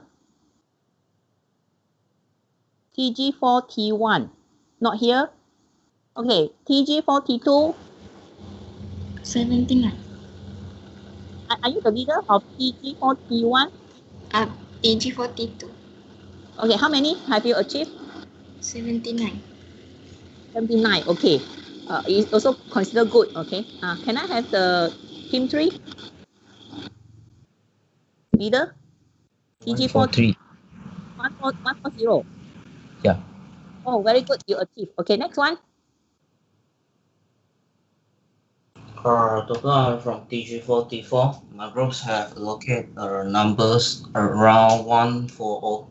Okay, good. Okay, next team. Doctor, I'm TG45. We have collected around 100.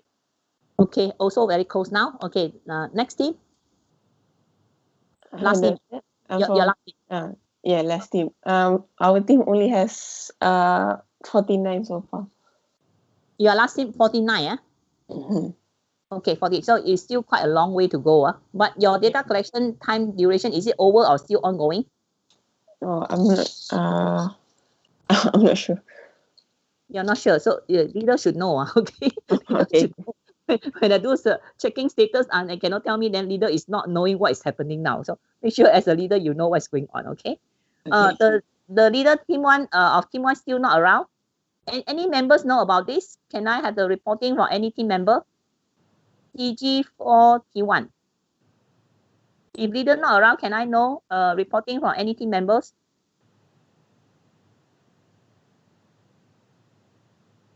If no answer, that means the TG4 T1 is not performing. Where is TG4 T1?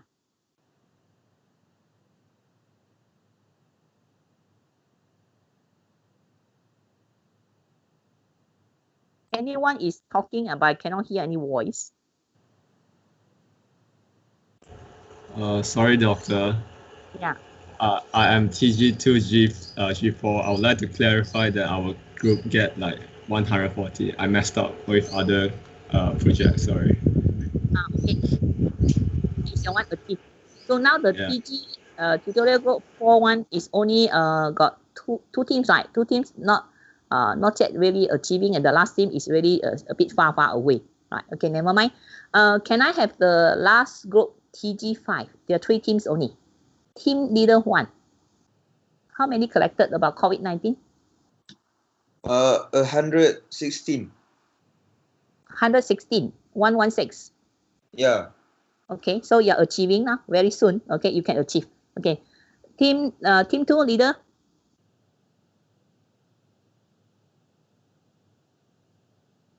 Team 2 leader, are you here? Leader not here. Any team member can report to me. Okay, team 3. Hello there, I'm from team 3. We have collected 179 responses. Oh, very good. So you achieve already. So you are very safe. So we got this TG5, team 2 not around, leader not around. What about team members also, none of you around?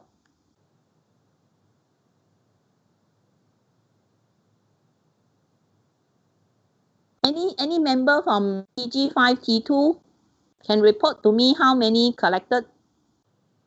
If you're not reporting to me, again, it shows that TG5, T2 is not performing. If leader not around, that is very bad. That's why this is the issue here. You can see your team is not performing. And that's why there's an issue in the team that one of the team members want to change group from this group. So it's very obvious the team leader is not performing. I believe the team leader is not here, right? Is the team leader here? I can see somebody is talking, but I cannot hear the voice. Is it mute? Or you can type in the, in the chat there, so I can see what is happening now. Hello, doctor. Yeah. The team leader is absent today. Yeah. So do you know how many you have achieved? It's like 130 plus. 130, 130. Yeah. Okay, that means you achieved. Okay. Your team leader always present for my lectures? I think so. I don't know. I'm not sure. How can you're not sure? Because I think from here you can see from the side, like the people who are attending my lectures now, right?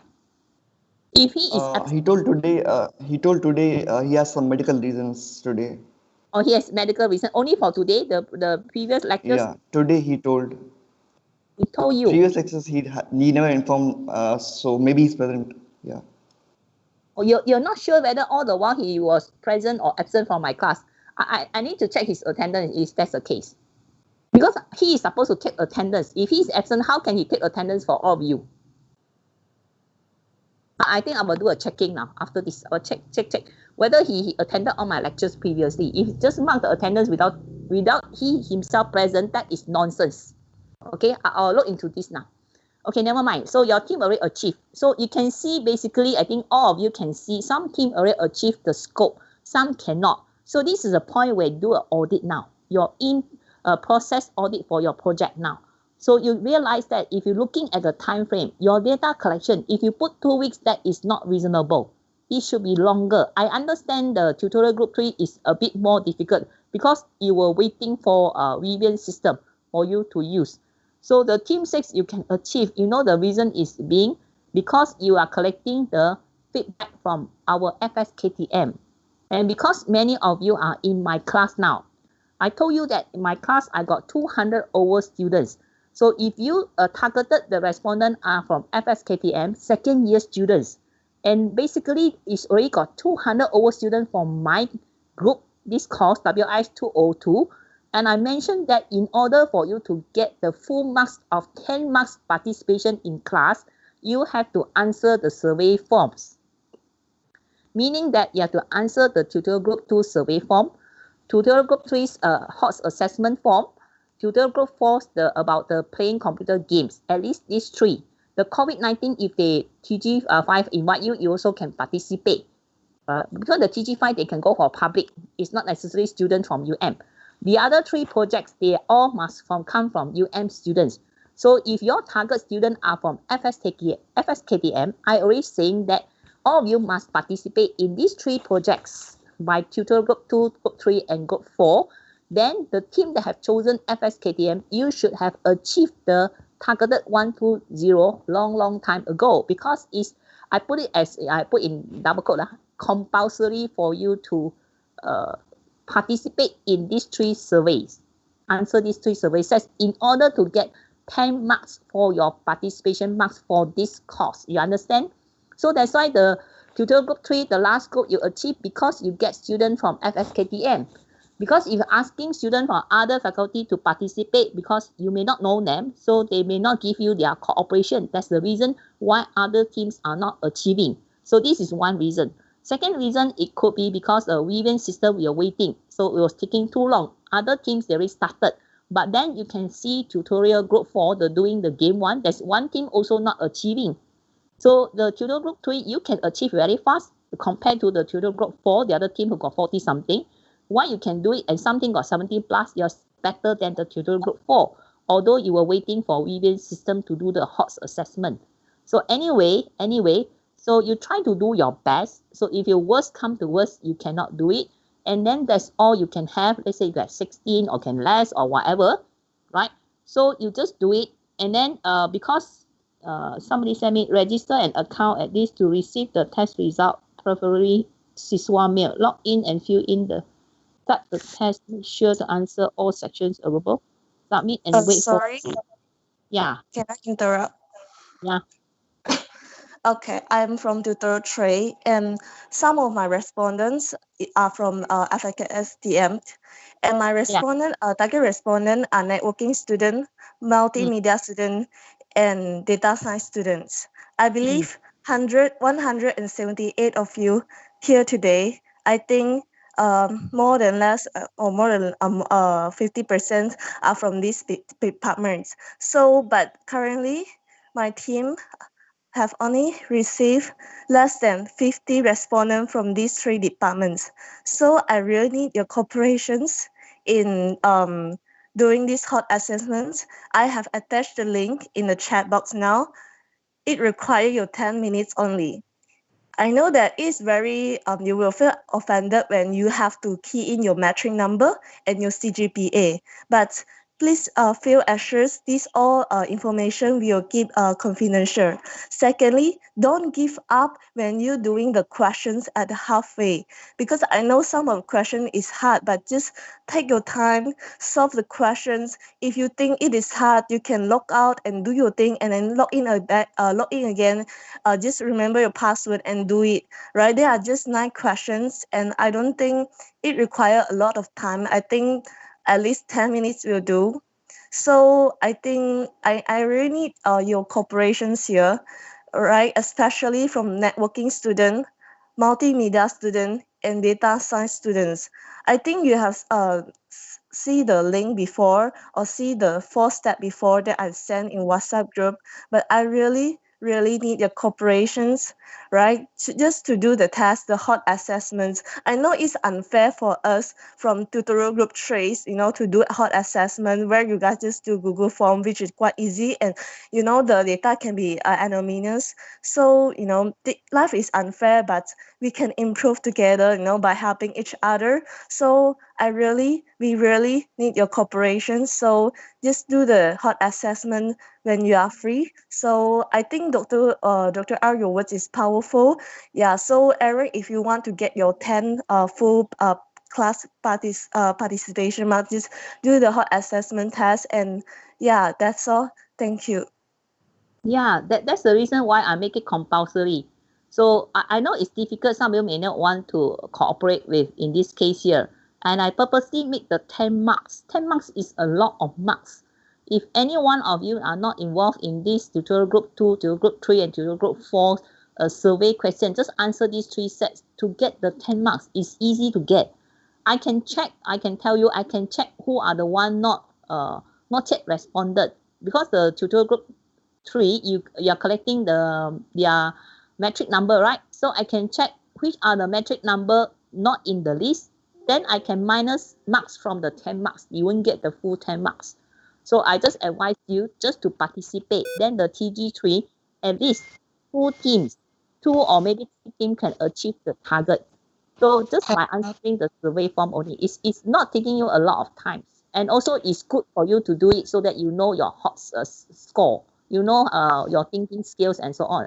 We are not analyzing you personally. As I mentioned, like in the audit, we are not attacking a student that, oh, you're very poor in your higher order thinking skill. We are assessing, We analyze as a group.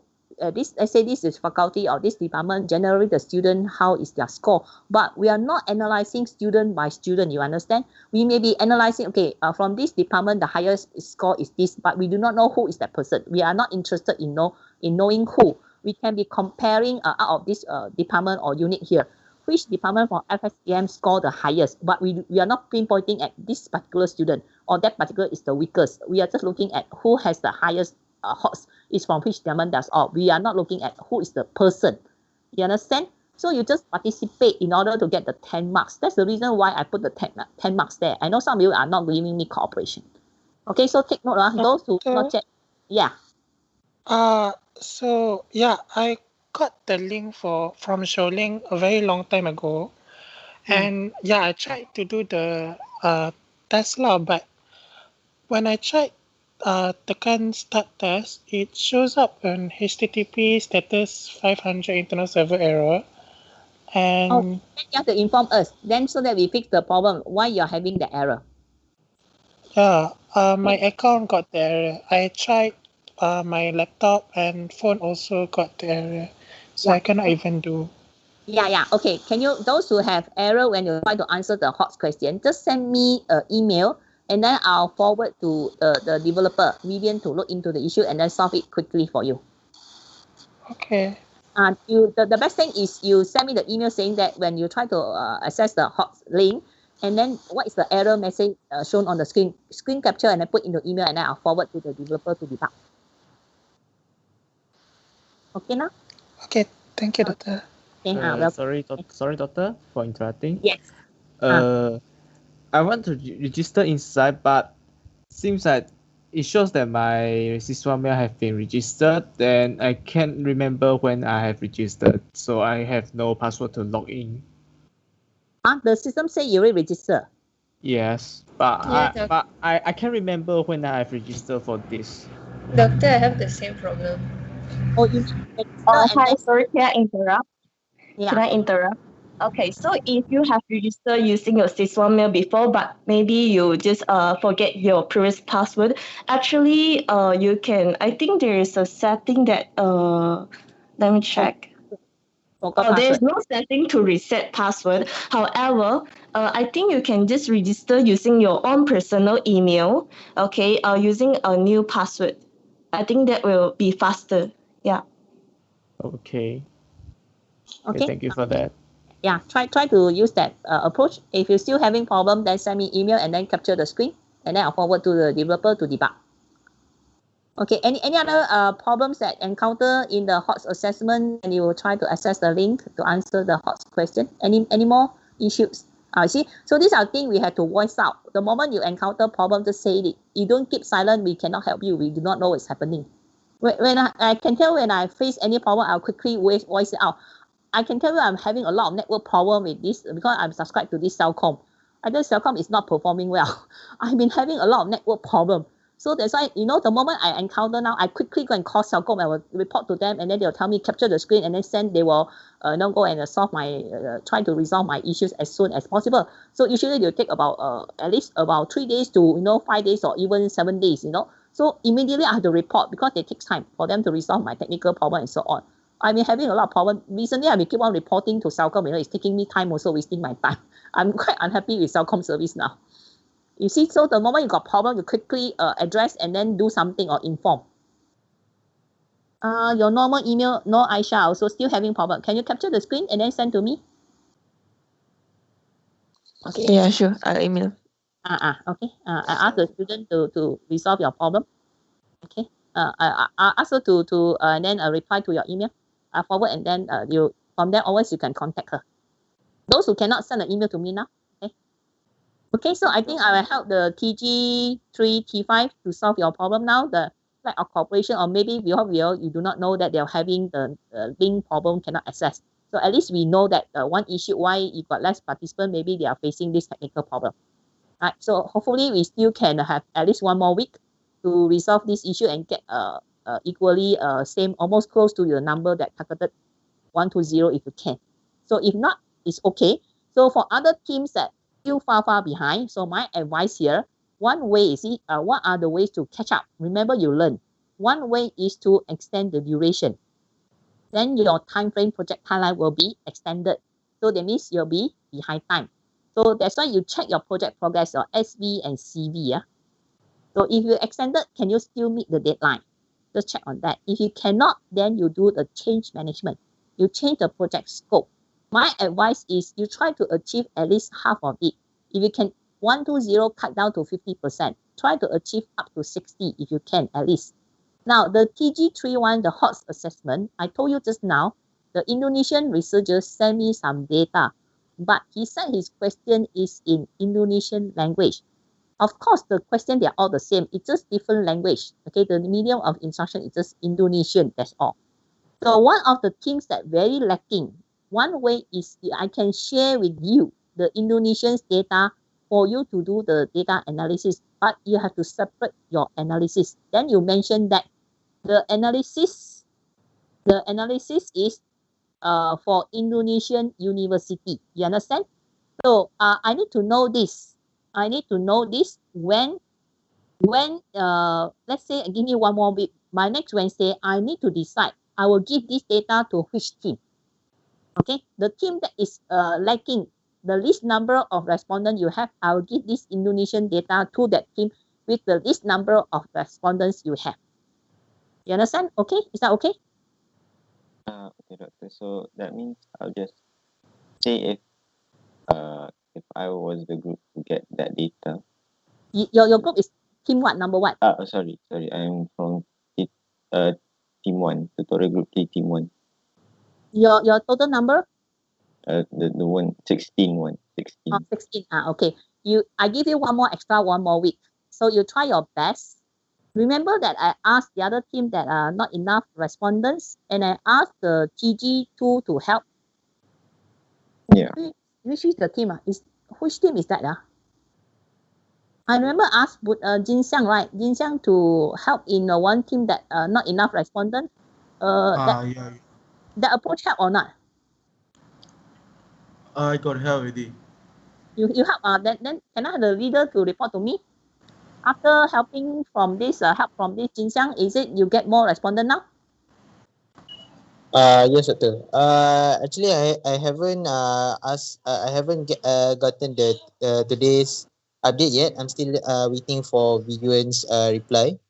But I will update to you once I get the update. The last update that I had was I think it was last week.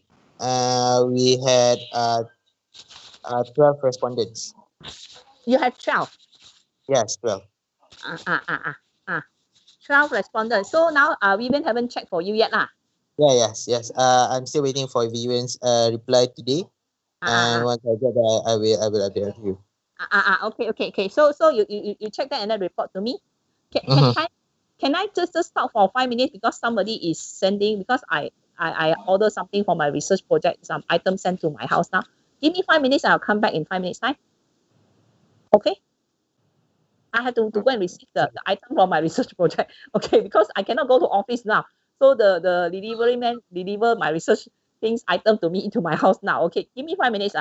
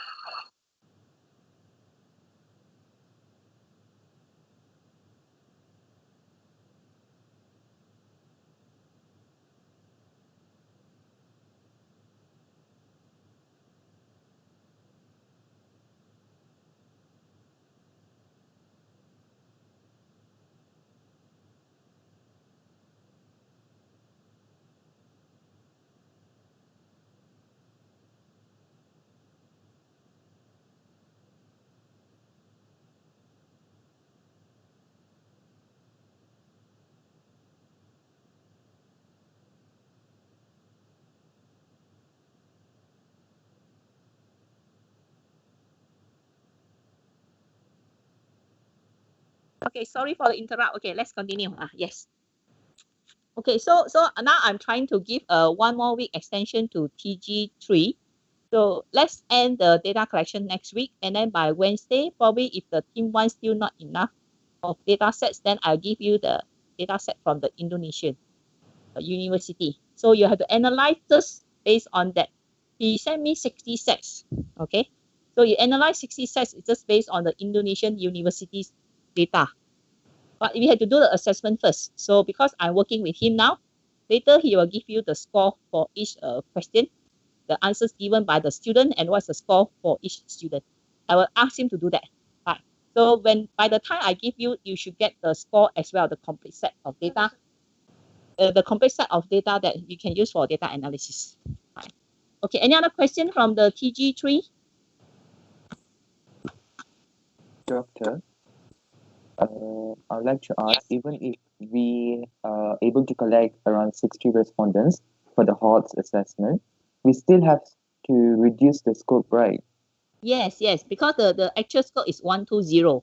So you have to do a change management. So for the control change management, we'll have to send you the change request for approval. Yes. You should be doing that way. Then you're asking because I'll be the customer. All right, thank you, doctor. Yeah, you send an email saying that because after this deadline for this data collection, we are able to achieve, let's say, currently you achieve only 60. Let's say 1 more week extension, you get another 10.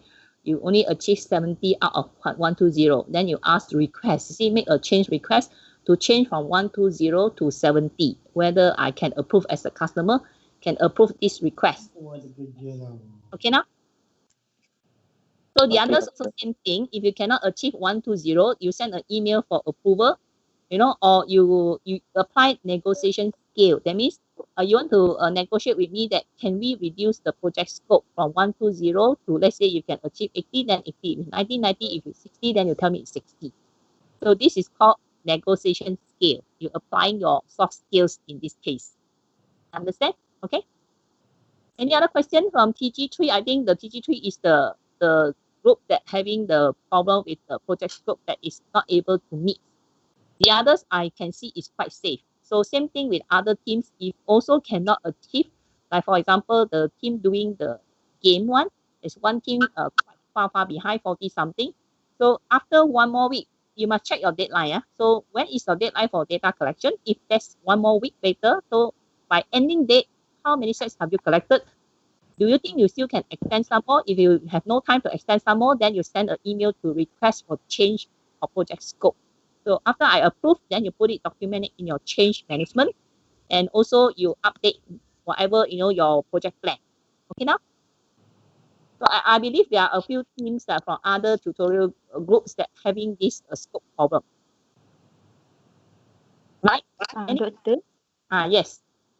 I want to ask about the coding. Should we have a WhatsApp group? I am from TG to T1. So I want to ask all the project leader from the TG2. Can we have a WhatsApp group to discuss about the coding for the data? Yeah, so all the leader, I think not only the TG2, the TG3 also the same thing, because you need to do all coding, all require SPSS, so you need to do a coding. So after you finalize, stop your data collection, done, completed, now you go on to coding. So every team you can do your coding first, then after that, all the leaders sit down and discuss standardized coding. Understand? So TG2 do the standardization by all the leaders. You can discuss among the team members first. That's the coding from your team, and then all the team one. We already done that part.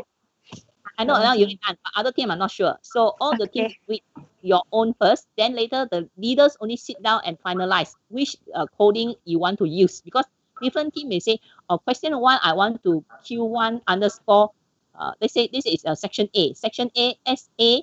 Section is S. Okay, SA underscore Q1. Some will say just Q1. I do not know. See, so different team may have different coding style. So another way, I want the standardize is because some team they have more than enough. Some team got about 160, see, got a lot. So another team who is lagging, not enough 120. you see, another option is not asking me to change the scope. Another option is go to the team who has more than 120. Let's say you are a lot more. Let's say the team got 160 or 170. You got extra. So 120, let's say you got 170, you got extra of 50 sets. So can you ask the team who got a lot of extra, you ask the team, can you share with data with me? You understand? So then in that case, it solves your problem and your team already achieved the target. You're helping another team. So meaning that both teams in the end will achieve and you don't have to ask a request from me to reduce the scope. So you achieve the scope by getting help from that means that, like, for example, is you are getting help from your same partners, your peers. That's another option. Okay now?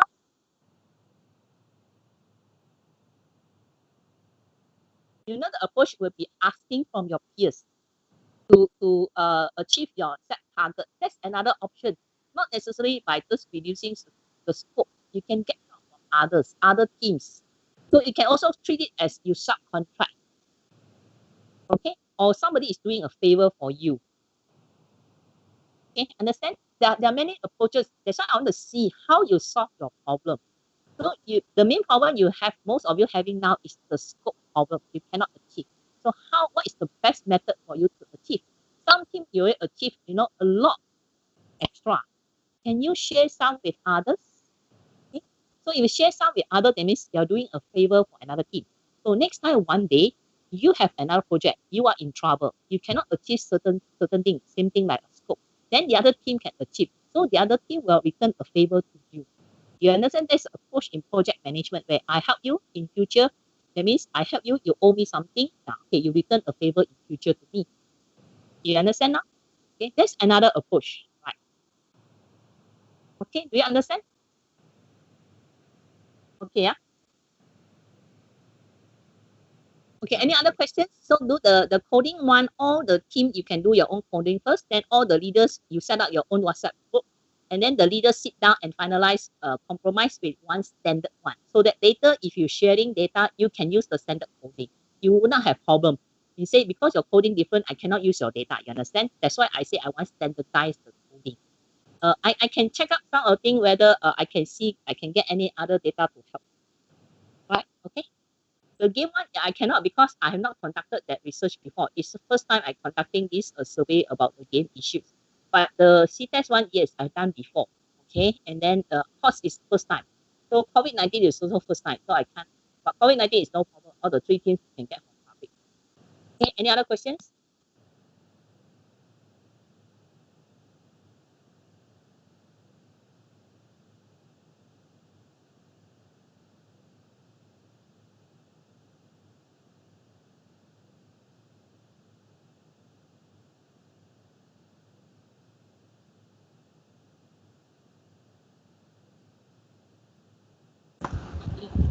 Doctor, this Friday we are not going to have Tutorial tutorial, 3, right? who is going to present? Who is going to present? No, this Friday is Christmas. It's public holiday. No, this Friday and next Friday is public holiday. Both. So next Friday is 1st of January. Is New Year. 2021 New Year. Okay. So no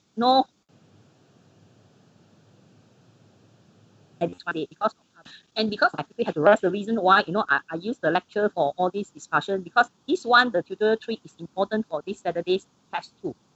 The test 2 will be from 2 p.m. to 3 p.m. Okay, so I allow you to log in 10 minutes earlier to download the question. Any other question? What is that? Somebody send me what? What? What is that? Doctor? Yeah. Hello? What is the chapters covered for the test 2 exam? May I know? Tutorial 3 part 2 and tutorial 4. The one we cover up from the diagram onwards, the risk management onwards. The chapter from risk management. Madam, I'm sorry, but actually I'm losing. I can't listen. You cannot hear my voice, Yeah, it's like lagging and disconnecting for a while and then connecting again, something like that. Oh, others can also like that? Yes. Yeah. Oh, I see. Okay, that means my site network problem, because I would not be able to know this unless you tell me. Okay, so let me just, so this Saturday's test, we are going to have it from 2 p.m. to 3 p.m. Can you hear me? Yes, now can you listen, madam? Okay, so by allow you to enter, you can access to Spectrum 10 minutes, and I also will give 10 minutes extra for submission upload to Spectrum. Okay, so please join. You must online, join MS Team, as this is evidence for your presence taking the test. You must join the meeting, the main group, lecture group, this lecture group, as evidence of your presence taking is attendance for sitting for test 2. So you join the MS Team first, and after that you can go to Spectrum to download the exam question, the test question. Then starting from 2 o'clock to 3, you can start answering. After you finish by 3 p.m., I give you extra also 10 minutes for your submission. You upload back to Spectrum. 2 types of file format. One is Word file, one is PDF. So the file name should be your tutorial group. Let's say your TG2 underscore your own metric number. Understand? The instruction all given in the file. So I will upload one is a question file, the test 2 question file. One is the answer template. After you download it, immediately you change the file name to your tutorial group name and your O underscore O metric number. Understand? Make sure you join MS Team. This is evidence for your attendance. So last test 1, somebody go and create your own link, your own MS Team. That is not acceptable. If you do that, I'll consider you absent from the test 2. Test 2 carries 15 marks. Okay, 2 questions only. The first question consists of fill in the blank. Okay, 5 sub questions, 1 question, 1 mark. Second question is a long question where you need to understand and solve part by part. And then that one carries 10 marks. So this question is very similar from tutorial 3 part 2 and tutorial 4. So just concentrate on tutorial 3 part 2 and tutorial 4. You should be able to answer test 2. And then if you want to study lecture notes, you study the lectures that is starting from risk management until the chapter that is about crashing time. Okay now? Understand? Can you hear me? Understand, doctor. Okay, good. Any more questions about test 2? Okay, no more. We start with tutorial 3 part 2, question 1. Who is going to support to answer? Can start now. This one is very important, this tutorial. Make sure you study. Excuse me, madam. Sorry. Yeah. But now I got class. Can I leave? 11 o'clock. If you're not presenting, you can leave. If you got class, you can. You can get the answer from your friends. Okay. Okay, madam. Get the answer from your friends. Okay. Okay. Who is supposed to answer now?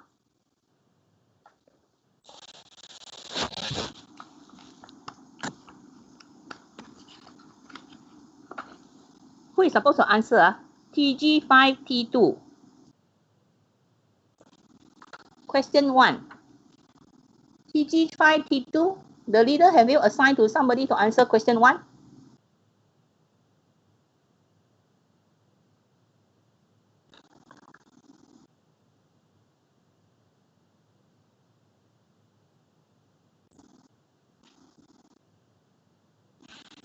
Yes. Where is TG5T2? Presenter not here. Okay, question 2, TG4T4.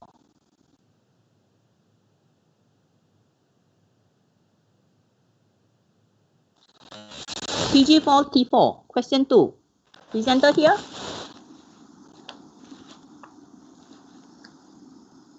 If you got class, got lecture, you can go ahead. Then your answer later to your team members. Okay. Can I have question 2? TG434, Tutorial 3 Part 2. Where are you? Somebody talking, but I cannot hear voice.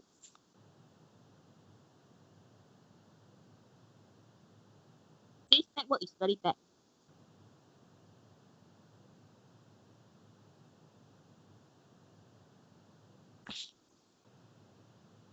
Can someone answer? Nobody going to present for question 1, question 2. Okay, move on to question 3. TG2T6, question 3. Presenter here? Yes, doctor. Yeah, you are, Yes, I'm here. question 3, yeah? Okay, you start now. Can you see my slide? Yes. Okay. It's the last. Good morning. Thank you, slide. Okay. Yes. Good morning to Dr. O and my fellow classmates. I will present the tutorial 3 part 2 question 3. My name is Siti Aisha Atira and I'm from TG6. TG2, T6. No, TG2, T5 or T6, yes. Okay. Okay. The question is, given the predecessor and activity times below, table 1, calculate the average duration for each activity. Prepare a project network using AON, compute the early, late, and slack activity. Identify the critical path. What is the expected project duration? Based on the Z values given in table 2, what are the probabilities of completing the project by the 26th day and 38th day? So here is the table in the question. So to simplify, this is the question that we need to answer. There is 6 of them. The average duration, project network, compute the early, late, and slack, identify the critical path, calculate the expected project duration, and lastly, the probabilities. So the first question is calculate the average duration for each activity. So to answer this question, we need to use this formula here. Sorry. A plus 4M plus B divided by 6. So for instance, I'm sorry. A stands for optimistics, M is most likely, and B is pessimistics. So for example, for A, the A is 3 plus 4 times 6 plus 9 divided by 6, we get 6. For B, we have 2 plus 4 plus 8 divided by 6, we get 4.3. And then C, we have 2 plus 4 times 3 plus 9 divided by 6, we get 3.8. So applying the same formula to the rest of the activity, we will get the duration for each activity. So for D, we'll have 8.8, E is 8, F is 5, G is 11.3, and H is 6.7. Next, we need to prepare the project network. So given the table here from the tutorial question, so A and B has no predecessor.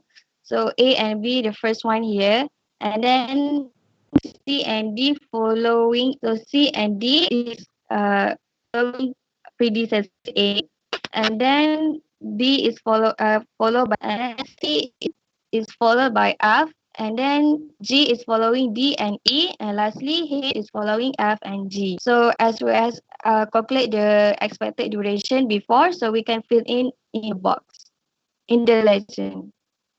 Next, we need to compute the early, late, and slack activity time. So we have 0 as our early start. So 0 plus 6 is 6. Same with B, 0 plus 4.3 is 4.3.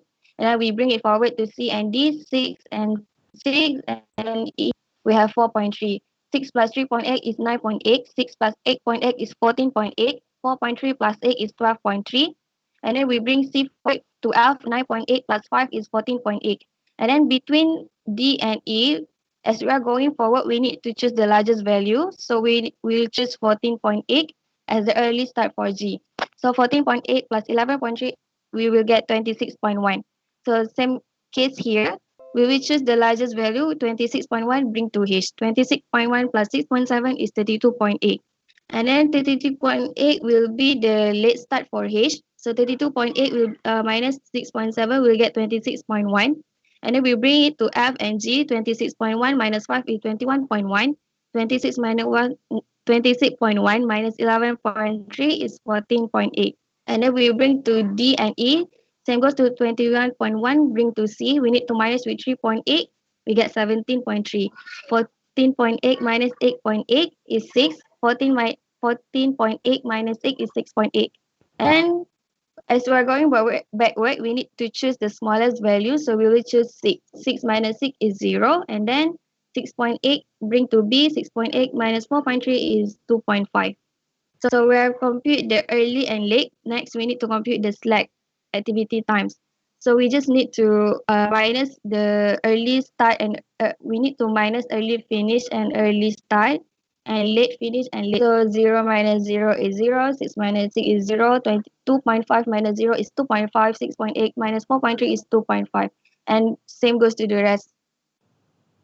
Next, we will need to answer to identify critical path. So the critical path is where the activity in the path has 0 slack. So I've highlighted the path in the red box here. So our critical path is A, D, G, and H. Next, we need to calculate the expected duration. To find the project expected duration, we need to calculate the duration for each activity in critical path. So our critical path is A, D, G, and H. So duration for A is 8. G is 11.3 and lastly duration for H is 6.7. Total up every number, we will get 32.8 as our expected duration.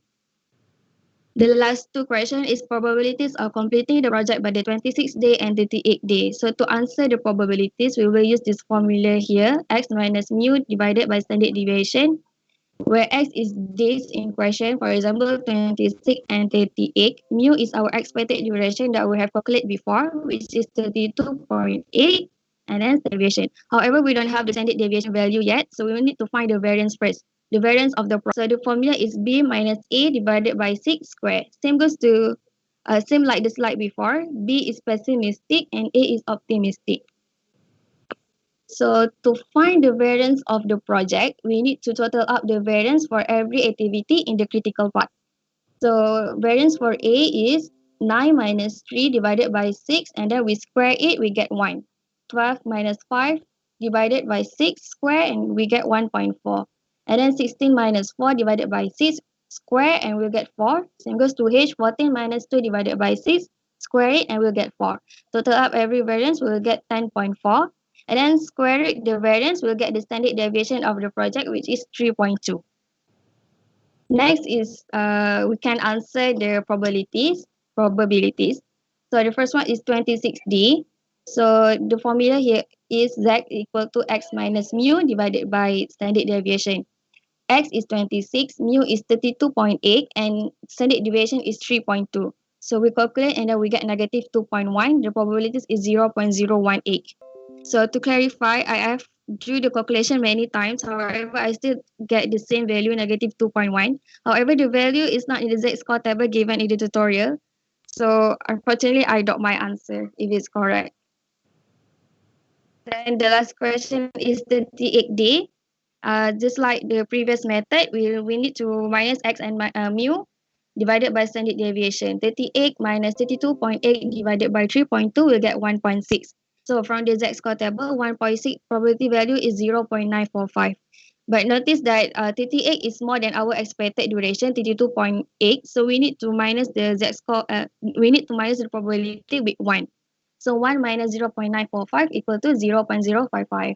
And that's all from me. Thank you.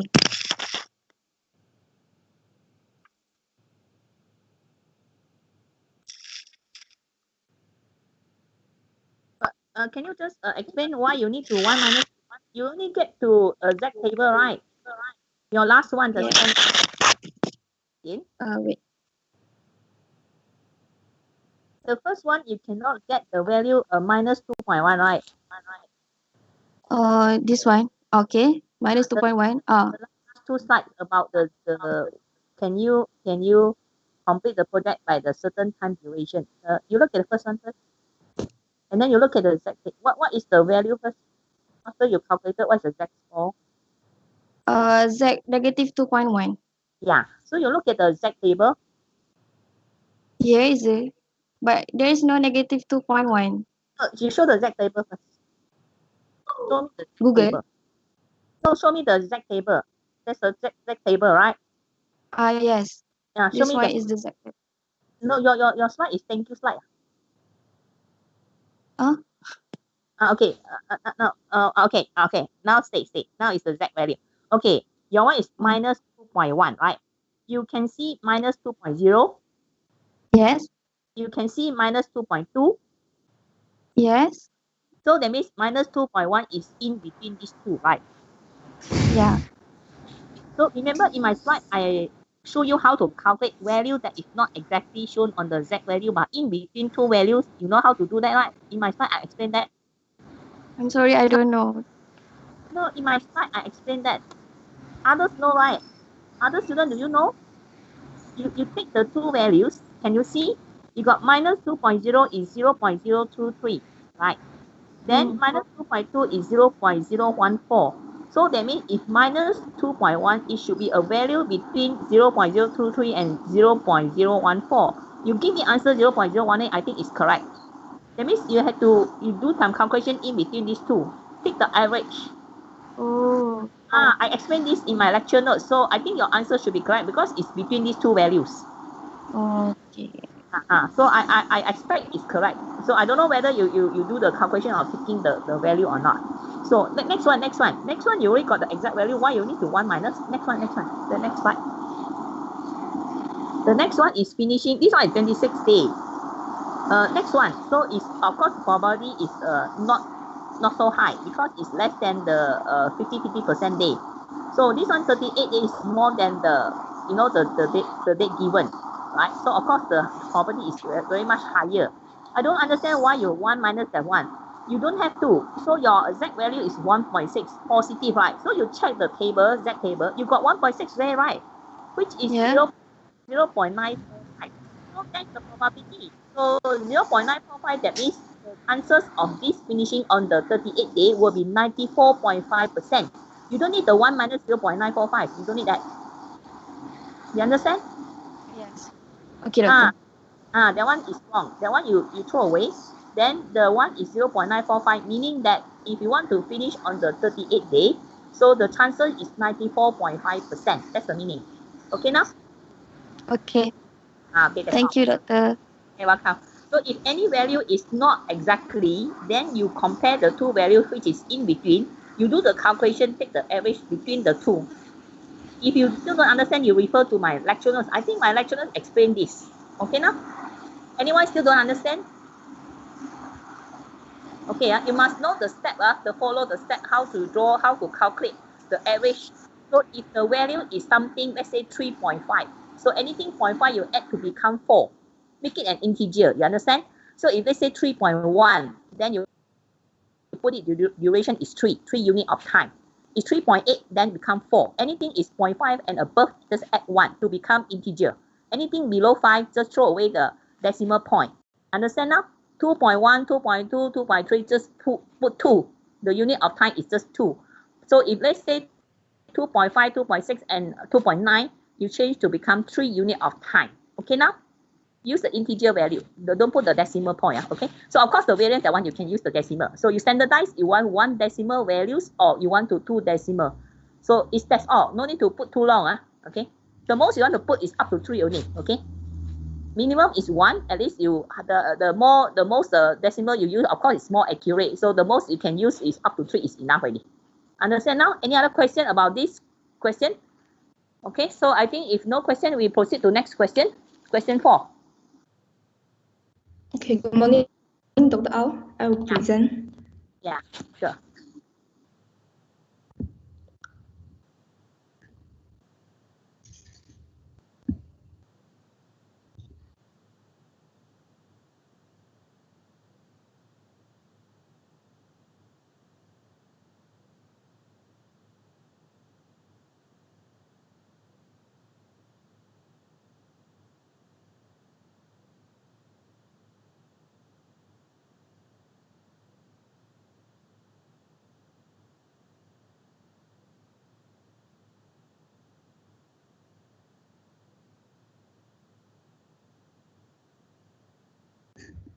Can you see my slide?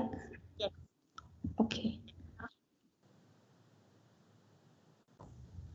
Okay, good morning, Dr. Au and my fellow classmates. I'm In Hui Eun from TG2 T5. I will present for question 4. Given the predecessors and activity times in month below in table 3, calculate the average duration for each activity. Based on this table and the calculated average duration for each activity, prepare a project network using AON, compute the early, late, and slack activity times. Below are the highlights of the question.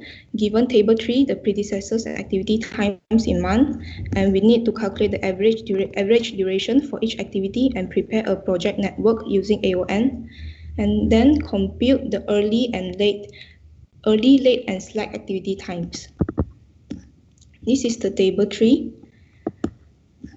And to draw the project network diagram, we need to know the average duration for each activity. So we need to calculate the average duration using this formula, A plus 4N plus B divided by 6. This blue column shows the average duration for each activity. This is the project network diagram. We need to arrange according to the predecessors and then put the project duration and do the forward thrust and backward thrust and finally calculate the slack times.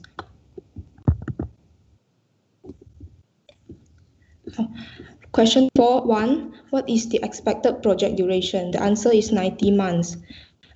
We can see that the answer we can get from here, which is the cumulative project duration at the last activity, which is the early finish or the late finish of the last activity. And then question 4.2, identify the critical path. The answer is A, B, D, F, H. You can see here the critical path is A, B, D, F, H because the slack is the least in this path. Question 4.3, based on the Z values given in the table 2 of question 3 above, what are the probabilities of completing the project by the 90th month and the 103rd month?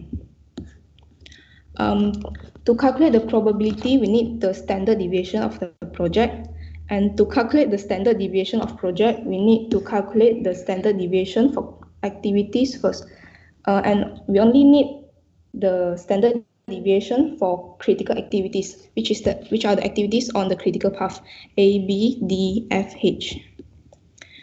This column shows the standard deviation of each activities. Okay, after finding the standard deviation for each activity, we substitute the standard deviation for the critical activities into this formula to calculate the standard deviation for project. The standard deviation for project is CERT 40. And this is table 2. After that, we will find the probability from this table. Okay, to find the probability, we need to find the Z values first, and the TS is the duration in the question, what we want to measure, and the TE is the expected project duration, and the lower part is the standard deviation of project. The probability completion before 90th month is 0.5. And the probability complete before the 103rd month is 0.9797. This is to calculate the middle value from the Z table. Because our value is 2.06 and 2.06 is here, between 2.0 and 2.2. So I will take the proportion of the difference between the Z values and the probabilities to calculate the final probability.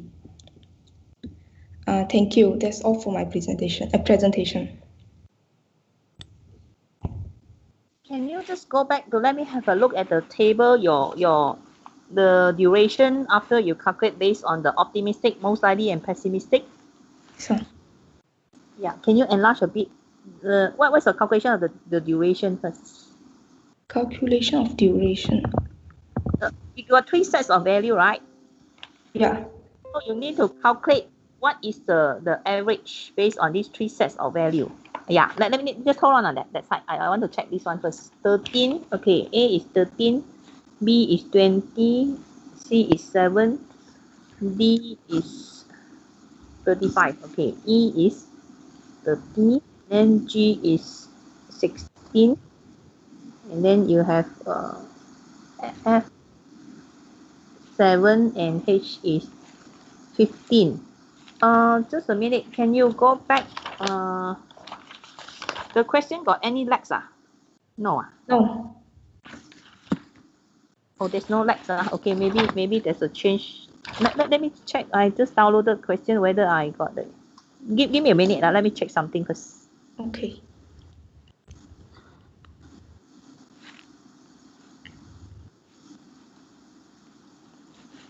Let me check. Question 4. Okay, that's fine. Okay. Okay. Okay, that's correct. Okay. Okay, next. Yeah, so the main thing is you should take note that you have to follow step by step.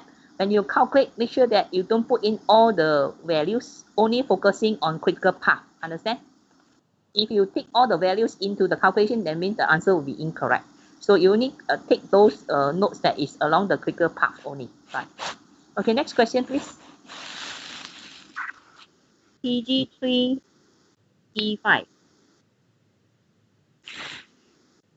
Question 5.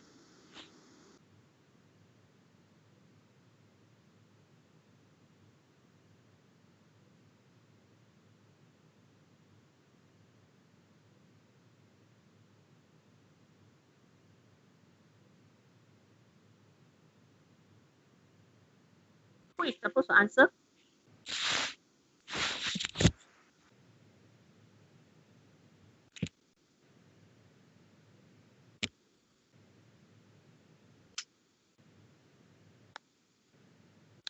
Presenter not here?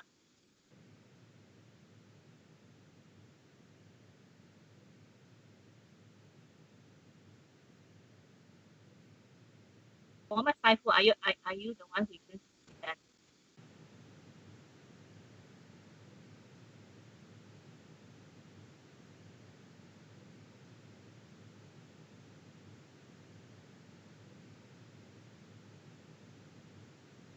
Okay, are you now?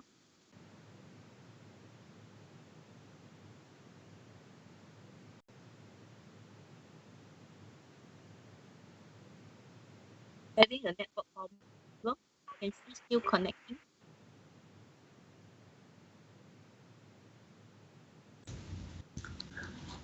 Doctor, can you see my screen now? No, I can only see you're still connecting. The message say that connecting. But your slide is not on the screen yet.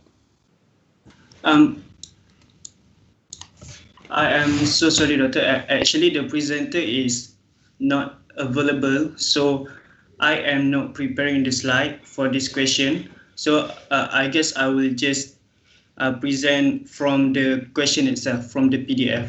So since my laptop cannot connect, cannot view, so I guess Doctor and my friends can look to the question. You Presenting. Yeah, you just read. Okay.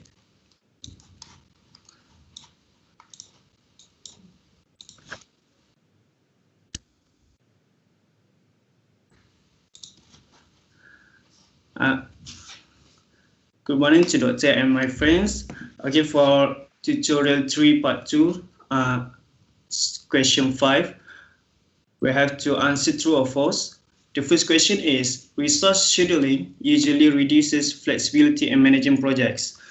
The answer is true, because when we are considering the resource, computer routines will use Slack to get an efficient schedule. When we use Slack, flexibility will be lost and there are risks of delaying the project. So it will cause conflict in the critical path and project will have the chance to get delayed. So my answer for question A is true. B, most of the scheduling methods available today require the project manager to classify the project as either time constraint or funding constraint. The answer is true. Because project manager need to classify the project either time constraint or funding constraint, because we want to understand whether we have enough time for essential tasks or whether we can complete the project in proper manner and proper time. For question C, the answer should be false. Usually it's time constraint or resource constraint. Oh, I'm so sorry. Answer is false. Okay, never mind. So the answer should be false. Time constraint and resource constraint. Yes. For question C, deciding which resources have priority is not a task in resource scheduling. The answer is true, because resource scheduling includes not include deciding resource which have priority, but the task included is listing the tasks or jobs that need to be completed, identifying constraint in the job in the project, and then identifying the type of number of resource instead of deciding the priority of the resource. So the answer will be true. No, the answer is false. Oh, the answer. Because the question said it's not, but is. Because this is about a resource problem. So of course, this is you need to do resource scheduling if this is dealing with resource. So answer is false. But the question said it is not. It is. So answer is false. Oh. So you must read the question carefully. Because this is about resource problem, then of course you have to do resource scheduling. Then the statement say it is not about resource scheduling, but it's dealing with resource and say it is not, then of course it's false. You understand now? Okay, Yeah, I next. understand. Next. I'm a bit confused because it says priority. It says priority of the resources. Because there's a not there. Oh. So the answer is false. For question D, scheduling resources is an important task because it helps to decide if outside contractors need to be used. One of the importance of scheduling is we can make sure we have enough resource for essential tasks, for essential job, and we can avoid taking on more time than we can complete and more job than we can do in a specific time. So it will help us to decide if outside contractors need to be used. So we can maximize our human resource. So my answer for this question will be true. Yeah, that's correct. Okay, good. Okay. Thank you, Doctor. That's all for question 5. I'm so sorry for not being able to present the slide. It's okay, it's okay. So make sure you solve on Saturday. You need to on your video and everything.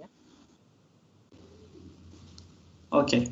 Got camera problem, make sure that you your camera work functioning on this Saturday during the test too. Okay now? Okay. Yes, I will make sure. Yeah, sure. Last question, question 6.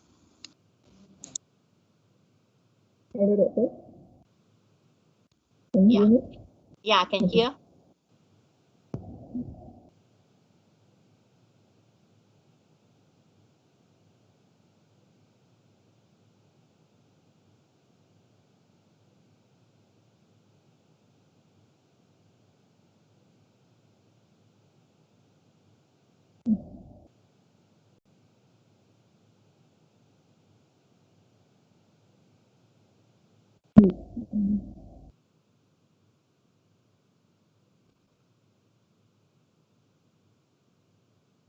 Yeah, I can see your slide.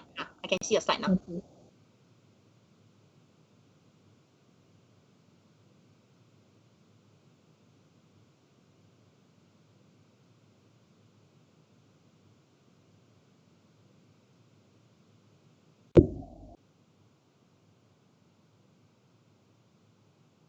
Okay. Good morning to Doctor and fellow classmates. My name is Iskandar and I'm from TG2 P6. Today I'll be presenting tutorial 2 part 2 question 6. So the first question is compute the early, late and slack times. What is the project duration in which? So this is the project network given. First we need to compute the early times. Early start plus duration to get the early finish. So you get this for early time.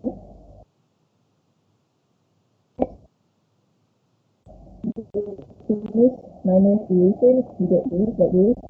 12 minus 2, 10 like this, and you get this. Lastly, you need to compute the slack time.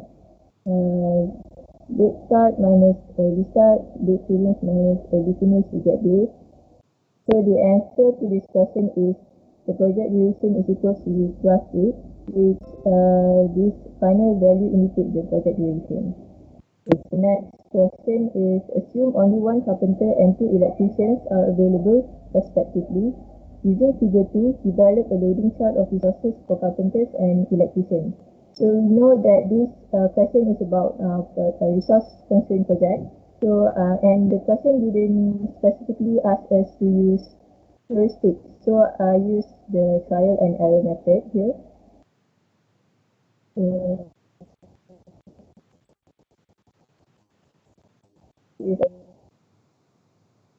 Okay, to plot this chart, you need to look at the first activity here.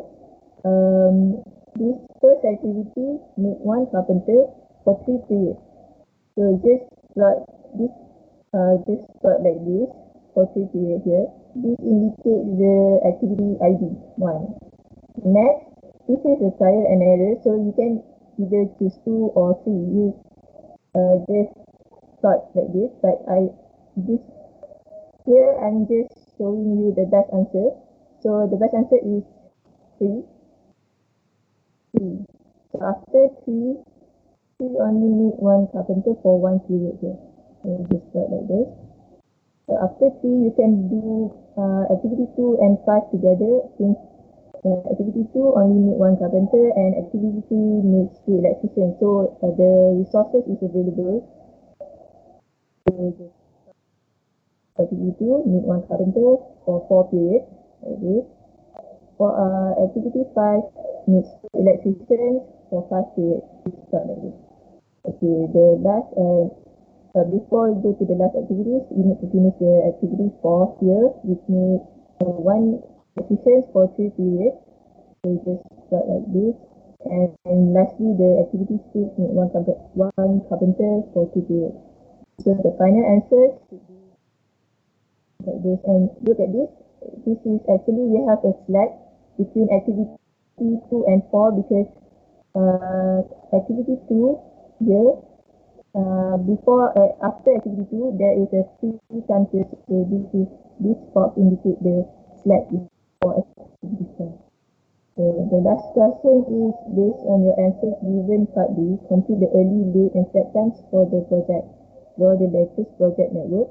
Which activities are now critical and what is the project duration now? This is the previous answer as a reference here.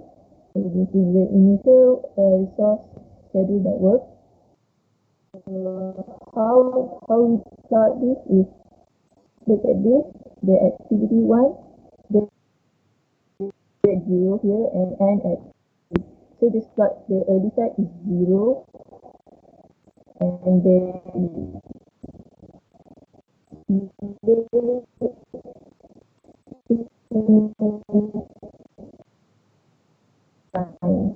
with the including the C. So now after we start with the early and late, we get this. So the question asks is to state the critical activity. So the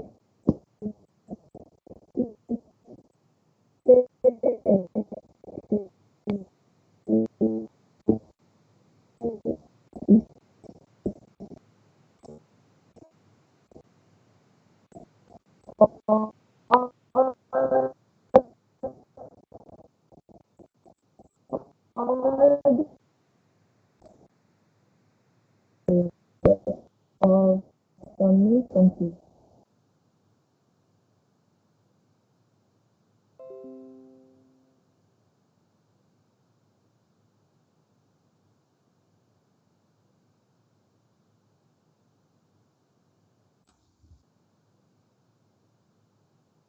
I cannot hear your voice.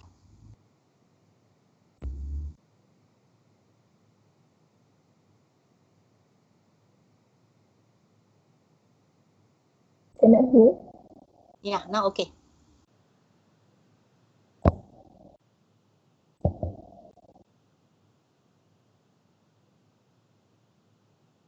Is it like the later? Yeah. Okay, your answer is correct. Okay.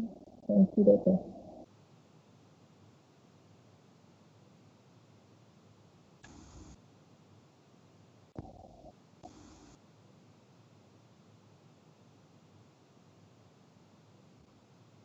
So now the duration is extended to 14 weeks.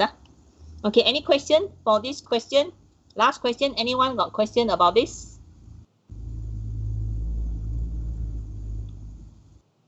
Okay, no. The presenter from question 1 and 2, are you here?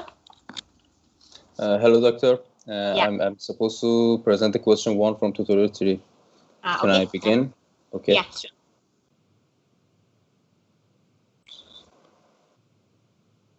Okay.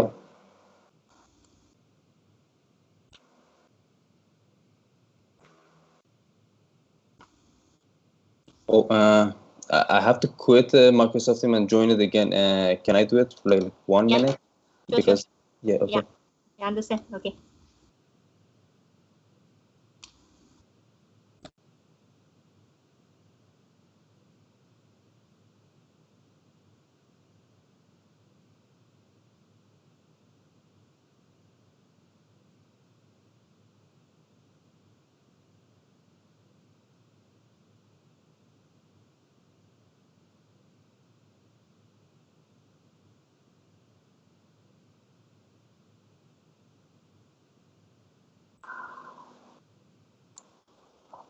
Okay.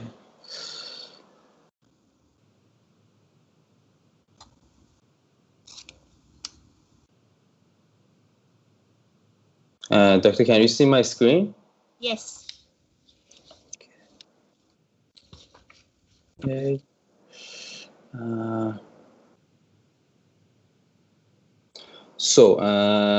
My name is Mehdi Piruzian. I'm going to present the question 1 from tutorial 3, part 2. And the question is, project risk can or cannot be eliminated if a project is carefully planned. So the answer is the project risk cannot be eliminated by careful planning. Why? Because a risk by definition is an event that might happen, so we never can be 100% certain that it will or will not happen. And by that definition, we can never completely predict what will happen during the project, and eventually some events is going to happen that affect our project. But however, the thing we can do is by carefully planning, reduce these impacts of the risk, and so they don't affect our project too much, and we stay on schedule. And that was my answer. So. Yeah. Okay. Hello, Doctor. Okay. Yeah. Okay. Thank you. It was finished. Thank you. Okay. Question 2, is the presenter here?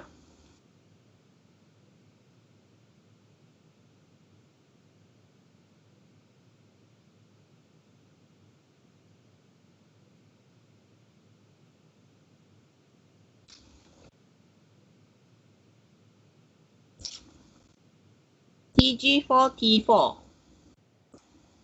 Is the leader here? Have you assigned someone to present?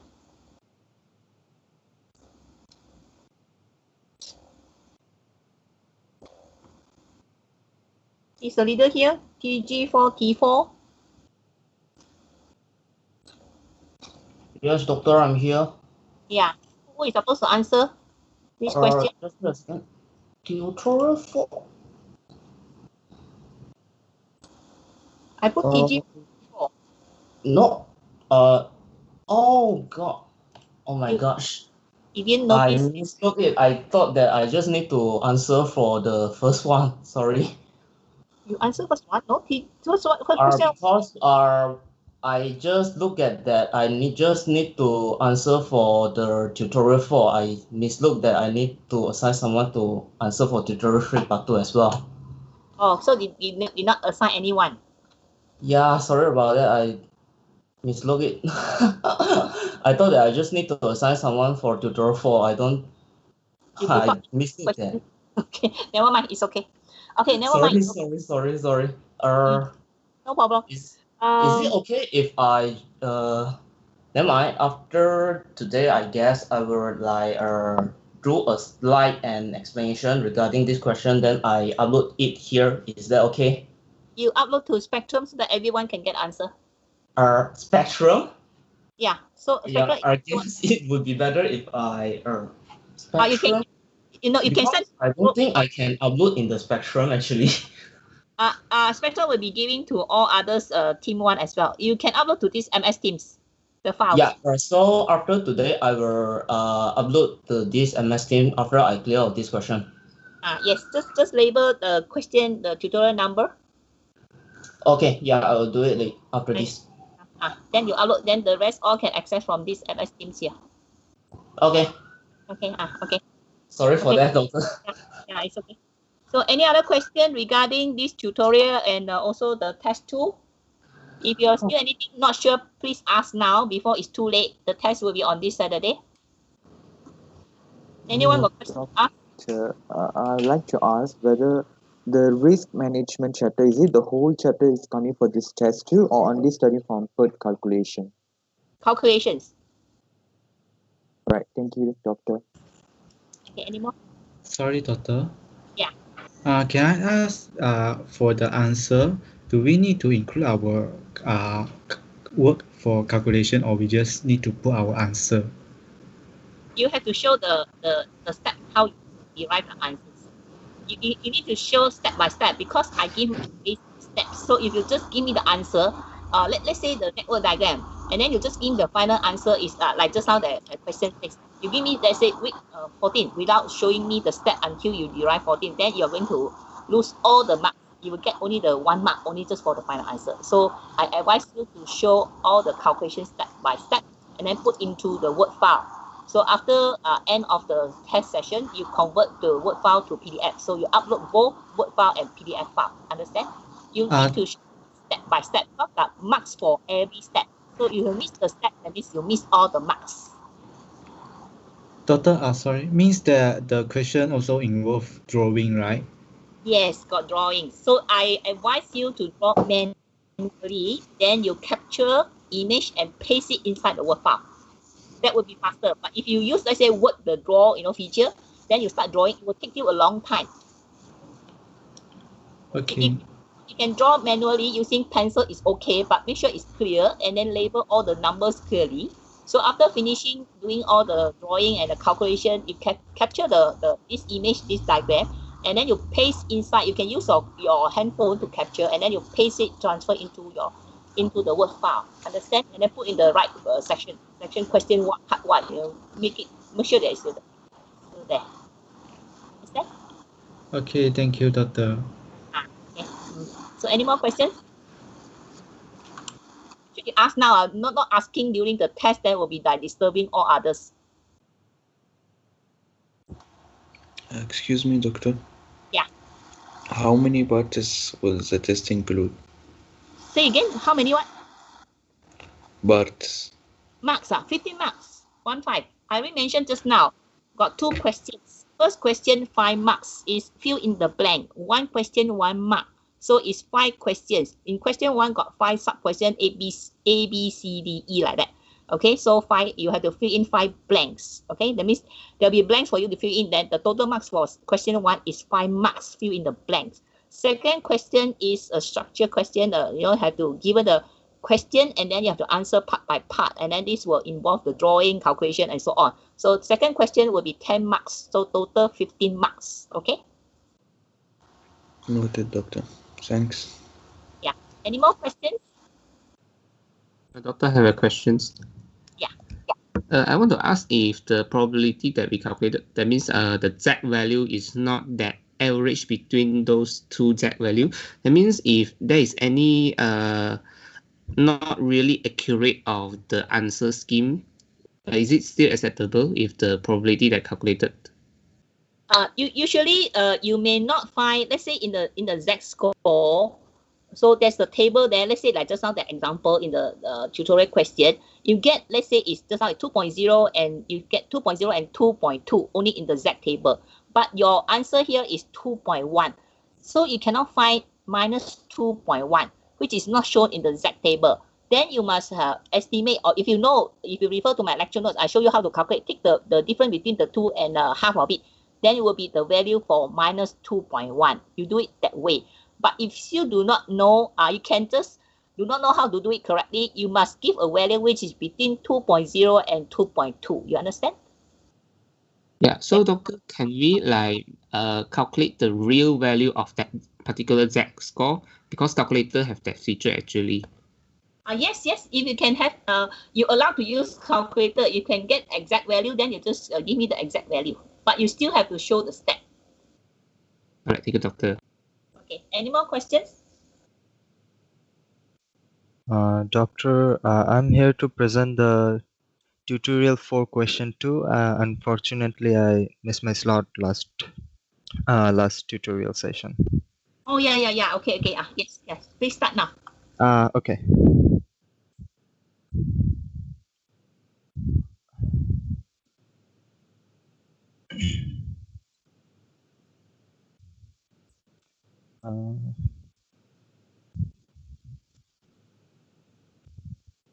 Question 2.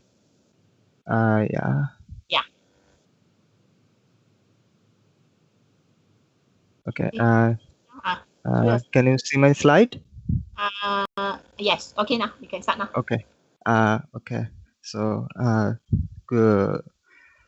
thank you, Doctor, and greetings to Dr. Ao and all my fellow classmates here. I am Imtihan Rahman from Tutorial Group 5 and Team 3, and I'm here to present the second question from the Tutorial 2. So, these are all fill in the blanks, and for question A, we have because direct costs are assumed to be developed from normal methods and time, any reduction in activity time should blank the cost of the activity. The answer here is increase. Reduction in activity time should increase the cost of the activity.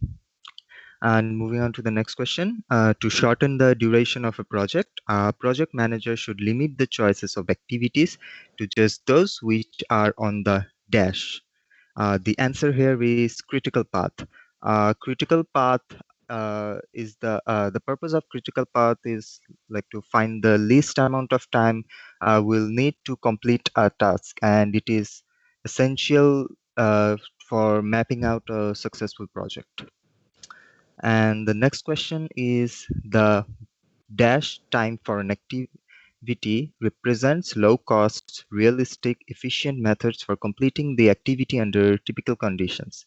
Here the answer is normal. Basically, normal time is the maximum time required to complete an activity at normal cost. And for the last question, it's shortening an activity is called blank, and the answer here is crashing. Crashing is a schedule compression technique used to reduce or shorten the project schedule. That's all for my presentation, and thank you, everyone. Thank you, Dr. Rao. Yeah, okay. All the answers are correct. So this is the type of question for question 1 in the test 2. You understand now? Okay, this is the format for question 1, right? Okay, so you prepare something like this. So you just do revision for this tutorial 3, part 2, and this tutorial 4. The questions are something like this format, right? The fill in the blank is this format, and then the calculation is like the tutorial 3, part 2. Understand now? So study these 2 tutorials very well. You should be able to do well. Any other questions? Okay, if no, then I will end the session today. So I'll see you on this Saturday. Please sign in earlier. Okay, I will open the session 10 minutes earlier. Okay, that's all. So I see you on Saturday. Okay, bye-bye. Thank you, Doctor. Thank you, Thank you, Doctor. Doctor.